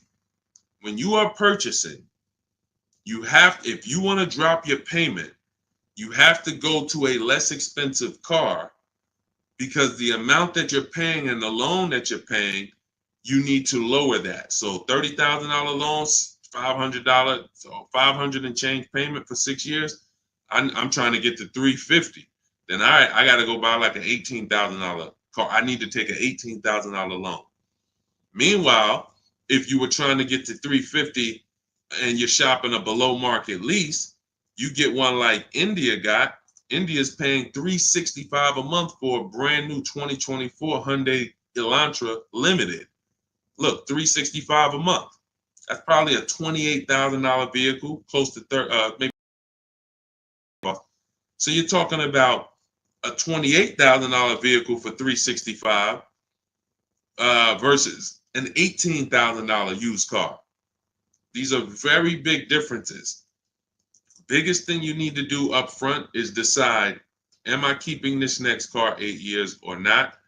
And then after that, assess that equity, Stephanie, using what I told you in the beginning when I first started answering. Go to those 6 websites, get your values and find out what your asset is worth. And if you're going to have positive equity or negative equity moving into your next transaction. That's step 1 and 2 right there. Okay, do those things before doing anything. Great question. Go ahead, Dolan. You owe $22,000 and you have a Toyota Corolla, so most likely you're going to be upside down. And again, that's just very unforgiving. Toyota Corolla, compact, entry level, small sedan, probably a $25,000 vehicle. You bought it, and that same competitor, which is a Hyundai Elantra, Honda Civic, these same vehicles are $500 and change to purchase.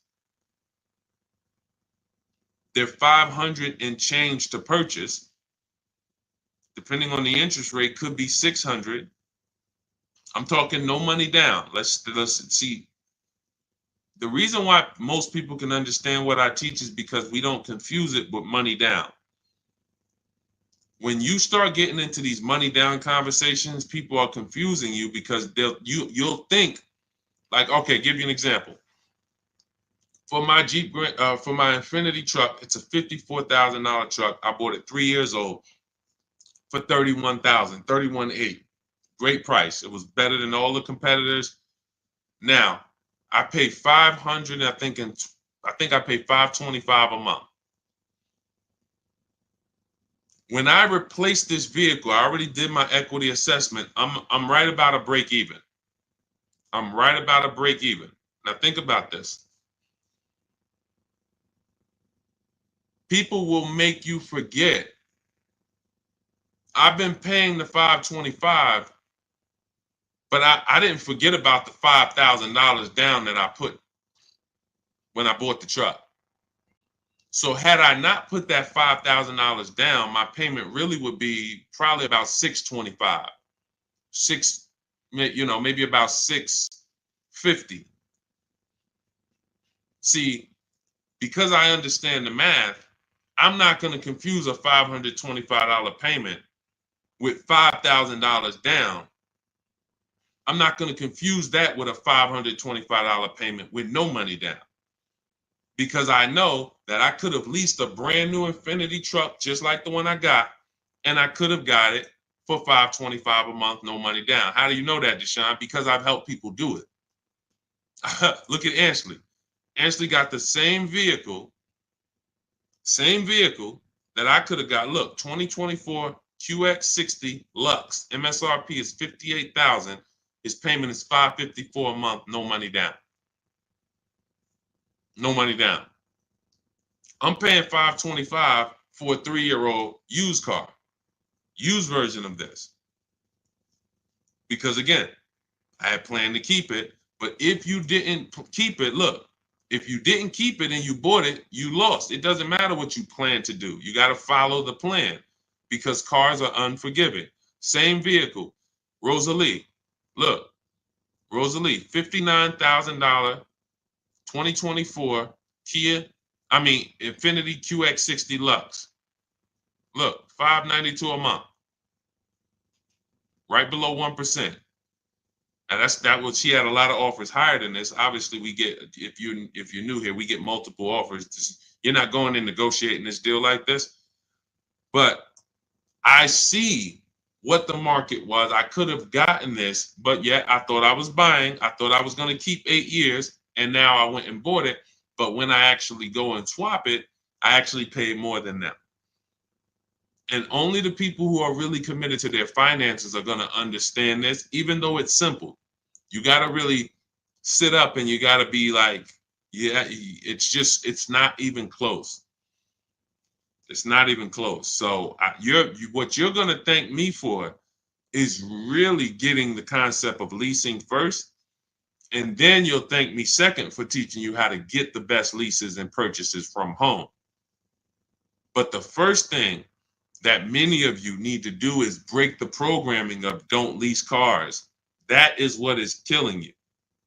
That's what has you tied up in $700, $800, $1,000, $1,200 payments because you're believing bad advice. You could drop those payments by $300, $400, $500 a month. Just like I talked about my neighbor who he had his Kia Telluride paying over $800 a month. His wife totaled it. He said, Deshone, I followed your 8-year rule. I'm not buying these cars no more. I'm going to shop for a lease. He got the same exact vehicle for $479. Same exact vehicle that just was in his household, in his driveway for $800 a month. He went and got the same one, and now it's $479. It's just amazing. His life has changed. You pay $400 a month, $300 a month for the exact same vehicle, and once you learn to do it right, and you see, man, I can't believe it. I don't have more car, less car. I got the same car. How am I paying $300 a month less than I was just paying? Well, because you structured your deal correctly. Bought the book. How do I get the digital book? It's a digital book. So as soon as you buy it, you actually get it. Even as soon as you get your book, I want you to screenshot the thank you page because sometimes you type your email in wrong. It does happen because you're typing fast, trying to hurry up and get the offer before the 30-minute hits zero, and you type a letter wrong. we can't send an email with a book to a wrong email. So what we do is we make sure you have our support team's email.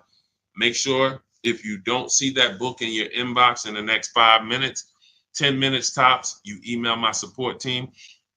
Also, as soon as you get your book, as soon as you pay for it, right on the thank you page is the link to open the book. So you'll see at the bottom, click the link below to open your book.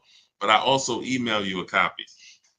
Okay, and then use it, follow it step by step. Don't jump steps. You'll see it's very, very step by step oriented. Get to one step, do it, check it off, move to the next step, do it, check it off. And by the time you get to step 7, you're setting up your delivery. That's literally step 7 of the book, delivery or pickup. Okay. So for those of you who just jumped on, everything we've been teaching on this stream, it's called Car Shopping Questions and Answers, is out of my new book. It's a digital book. It's called Cars from Home, 7 Steps to Saving Time, Money, and Avoiding Dealership. It's a mindset. You're not going to the dealers anymore to get these deals. You're not going to the dealers anymore thinking you're going to get a deal. You're going there to test drive or to pick up your car. Everything else you are doing is from home. You are using websites, you're using email scripts, you're using specific steps from home to make dealers and banks compete for your business. And that's how you're going to save the most money and have the most fun. Save the most money, save the most time, and have the most fun. So you can get a copy of my new digital book for 75% off. That's my welcome offer to you. It's normally $97 book. And you can Google it. It's 5 stars. Just type Cars from Home book into the Google and you'll see it's 5-star rated.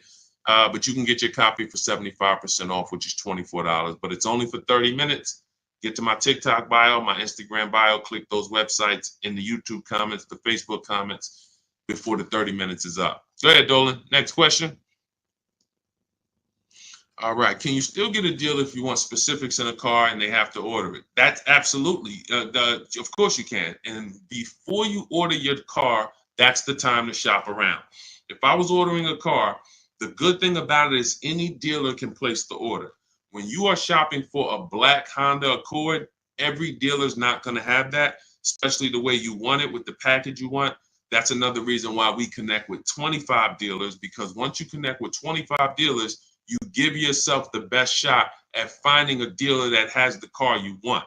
So once you do that, you're good if you shop around, but every dealer is not going to have the car. When you're ordering, any dealer can place the order. So you can actually have more competition placing an order than you can for a standard car purchase. But the time to make the dealers compete and to talk to multiple dealers is before you place the order. Once you place the order, you have almost no leverage, because the longer you've waited, your car's on the way, it's a month away, it's 2 months away. They know that you're now waiting for the car, you're looking forward to it, and the longer you've waited, the less chance that you're going to cancel. So oftentimes they're going to end up charging you more, or not negotiating at all, or potentially not even giving you or hiding rebates that they may have, because again, they think the longer you waited, the more desperate you are. So the time to negotiate an order is prior to signing the paperwork. And that's also in my digital book. I teach you how to do that if you do plan on ordering a car, or if you're shopping for a car that needs to be ordered. Right? Shout out to y'all running up the likes on TikTok. Thank you for double tapping the screen. We continue to run up the likes. That continues to let TikTok know that we're talking money over here, and they continue to bring more people over. So shout out to the people who run the likes up. We appreciate you. And shout out to the sharers. Thank you to the sharers. We appreciate you. Go ahead, Dolan. I always like to show my appreciation to people who help spread the message. All right. Thank you, Queen P. I see you. Thanks, boss lady. Shout out to you. I see the likes. How can I ensure a low monthly payment when buying a new car? My credit is excellent. How can you ensure a low monthly payment? Well, low is relative. Low for some people is 500. Low for another person is 300. What you need to do is know know how are payments made up? Well, they're not. It's based on how much loan you are going to borrow, and it's based on how long you're going to take the loan at what interest rate. Now, we have a formula here that we use with purchases so that you know it's not about how much your payment is, it's about how much loan did I borrow. That's not going to change. A $500 a month payment, if you say, Deshone, I don't want my payment to be no more than $500 a month on my purchase. It's simple to see how much car that gets you. On a 5-year loan, that's going to get you about a $25,000 loan. $25,000. Yo, Deshone, I want a $40,000 car. Okay, so you can't borrow more than $25,000 if you want a $500 payment. It has nothing to do with how much car you want. It has everything to do with, this is the loan. That's how much $500 a month gets you. Now you could go a 6-year loan and $500 a month might get you about a $30,000 loan. But that's it. So when you go in and you're purchasing, see, this is why leasing is so different. Because when I look at $500 a month, I know that I can find certain leases where I could lease and pay $500 a month and drive a $40,000 car, or $45,000 car, or potentially a $50,000 car. This is how different it is. Wait, how could you drive a $50,000 car for $500 a month? Like Greg is, $527 a month. He's driving a $56,000 Kia EV6 Win. You can't change that on a purchase. Look, Zafrina, $579 a month. She's driving a $66,000 Jeep Grand Cherokee 4xe. You can't manipulate. See, with purchases, payments can't be manipulated unless they just stretch your loan out. That's how they manipulate the payments. Give you a 7-year loan. You think you got a better deal. No, all you did was take a long loan, stretch the loan out. That's like going and looking at a $1 million mansion, and then they tell you, well, it's $5,000 a month. But if you take a 50-year mortgage, we can get you down to $3,500 a month. Smart people aren't going to do that. Just because you stretch the mortgage out, gave me a longer time to pay it off, doesn't mean it was a good deal. So when it comes to the cars, you have to know that I could get a lot more money for my car, a lot more car for my money leasing. If I'm not going to lease, then I need to know how much loan I borrow. How much is my loan going to be to get to this payment? And everything above that, you gotta realize that's, if I'm going to take a $500 payment, that's a $25,000 loan. Then everything. See, this is why the loan has nothing to do with the car deal. That's what. See, everything that we're talking about has nothing to do with if you got a great car deal, because it's, see, when they get you thinking about monthly payments, you're not thinking about the price you paid for the car, which is the indicator of if you got a great car deal. It has nothing to do. If I'm buying, let's just say, let me see, let me find somebody here that bought a car. All right, look at Sean. Sean's got a $73,000 F-150 Lightning. He gets $20,000, $21,000 off of it. Now, let's just say Sean, now in this particular case right here, the amount he would be borrowing is $47,000. $57,000, I'm sorry. Now let's say Sean, when they show him that, they say, Sean, your payment's $57,000. Your loan's $57,000. Your payment's gonna be like $1,100 a month. Now he got an $1,100 a month payment. That doesn't mean he didn't get a great deal. He got a great deal. He saved $20,000 off the truck. The deal has zero to do with his payment. His payment has, he has to make sure he found the dealer that was going to sell him the truck lower than anyone. He did. The dealer he found the truck from saved him $21,000 off the price. Zero to do with your monthly payment. Now it's up to him to decide, do I want to put money down? Do I want to finance the whole thing? How am I going to structure my finances to afford the deal that I just got? But just because somebody can't afford the payment doesn't mean they didn't get a great deal. Sean might say, man, I can't afford an $1,100 payment. That doesn't mean he didn't get a great deal. So the same way that somebody could make you think you got a great deal by focusing on the monthly payment, you got to unlearn that and realize monthly payment has nothing to do with if I got a great deal on the car. As long as a Bentley, we could all walk into a Bentley dealership tomorrow. We look at a $200,000 Bentley. Let's say a dealer, let's say we're the dealer that's going out of business. It's a liquidation sale. And the dealer's sitting there and they're like, listen, I got great news for you guys. You came in on the right day. We're going out of business. We have to liquidate everything. Everything is 50% off for today. So we could get a $200,000 Bentley for $100,000, brand new, liquidation sale. Now I can't afford that payment. You might not be able to afford that payment. That's a $2,000 a month payment if we wanted to buy that vehicle. You get what I'm saying? It's even with them taking off 100,000, even with them slashing the price 50%. It's a great deal, man, but I can't afford it. That means affordability has nothing to do with the deal. That's what you have to separate. Your mission is, let me find the dealership that is going to sell me this car lower than anyone, because they're all going to have different prices. Once I find that dealership, then I'll determine if I can structure it, be it a lease or a purchase, to make it affordable.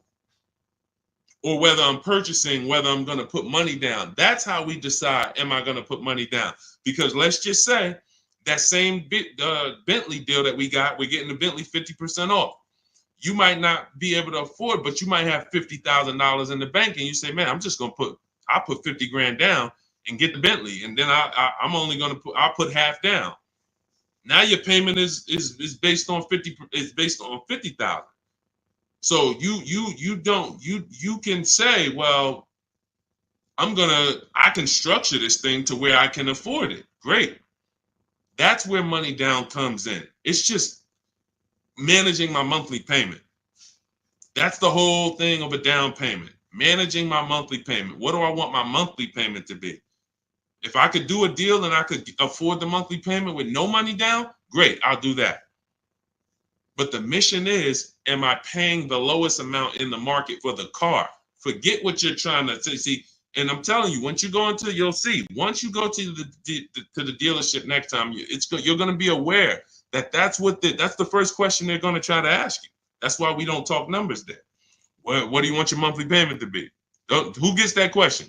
As soon as you get a car that you like, hey, what kind of payment you looking for on that? Isn't that one of the first questions? Isn't that one of the first questions, right?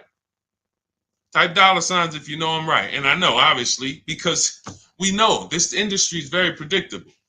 But I want you to see now, why are they asking me that? They're asking me that so I can focus on the monthly payment and not on the price of the car that they're selling me.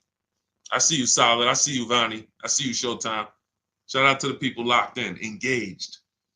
You usually get the most out of what we do. So this is why they're trying to get you focused on the monthly payment. So now if you know this is their goal, your goal is to make sure we don't even discuss monthly payment. I just want to know, how much are you selling me the car for? And we do this from home. How much is it? You got to get 5 offers. That's all I need from you, Mr. Dealer. How much you going to sell me this car for? And then I'm going to find another dealer just like you with that same car. How much is he going to sell me the car for? And I'm going to get another deal, and I'm going to get 5 offers, and then I'm going to see which one of y'all was hiding, trying to make a bunch of money on me. And that's going to usually be 4 out of 5. So that's the name of the game. It's not about monthly payments. Monthly payments do not determine a deal. Price of the car is what determines the deal. Okay? I see you, Ernest. Thank you for sharing. Shout out to everybody who checked in. I see y'all ran up the likes on TikTok. This is beautiful. Thank you to everybody who hit the like button, who shared with somebody that they know, who tagged in their best friend. These are the things that we have to be teaching because we have to be protecting our money. No one's going to care about your money the way you do. The people who you are working with, car salesmen, banks, who you think have a fiduciary responsibility to you, they don't. Fiduciary means they're obligated to help you protect your money. They're not. They're not. So once you understand that the people who you've been trusting to help you make these financial decisions have a vested interest in you paying more, they make more when you pay more, then you'll understand why you need to be shopping your way, how you need to be learning how to shop in a different way that makes them compete instead of making them, you pulling up a chair next to them like you guys are friends. So that's what we do. Our Cars from Home system has been used by thousands of people since we created it in 2021. I show you a couple in the stream. You'll see them in the book reviews. If you go to Goodreads, you'll see the dozens and dozens of reviews that we have for people who've used this book. And it's literally it's a blueprint to below market car deals, to saving thousands from home. That's why it's called Cars from Home. And it's 7 steps to saving time, money, and avoiding dealerships. And as my welcome offer to you, you can get a copy for 75% off. It's normally $97. But if you get to my TikTok bio, the Instagram bio, the YouTube comment link, or the Facebook comment link before 30 minutes is up, you can get a copy for $24. That's 75% off. It's only for 30 minutes. And then you'll have everything we discuss in these streams, step by step, everything that I teach in my videos, step by step. And you'll be able to make sure you always keep the most money in your bank account. And you'll have fun shopping. The name of the game is saving time, money, and enjoying your car shopping. And when you start making people bid, you feel like you're the prize, which you are. You're going to be shopping empowered, and you will enjoy car shopping. You won't dread it anymore because you're literally making people compete. You're no longer begging for dealers to take money off. So go get your copy, use it. Make sure you send me your success stories. Always a pleasure tapping in with you, and keep unlearning, keep relearning. God bless you.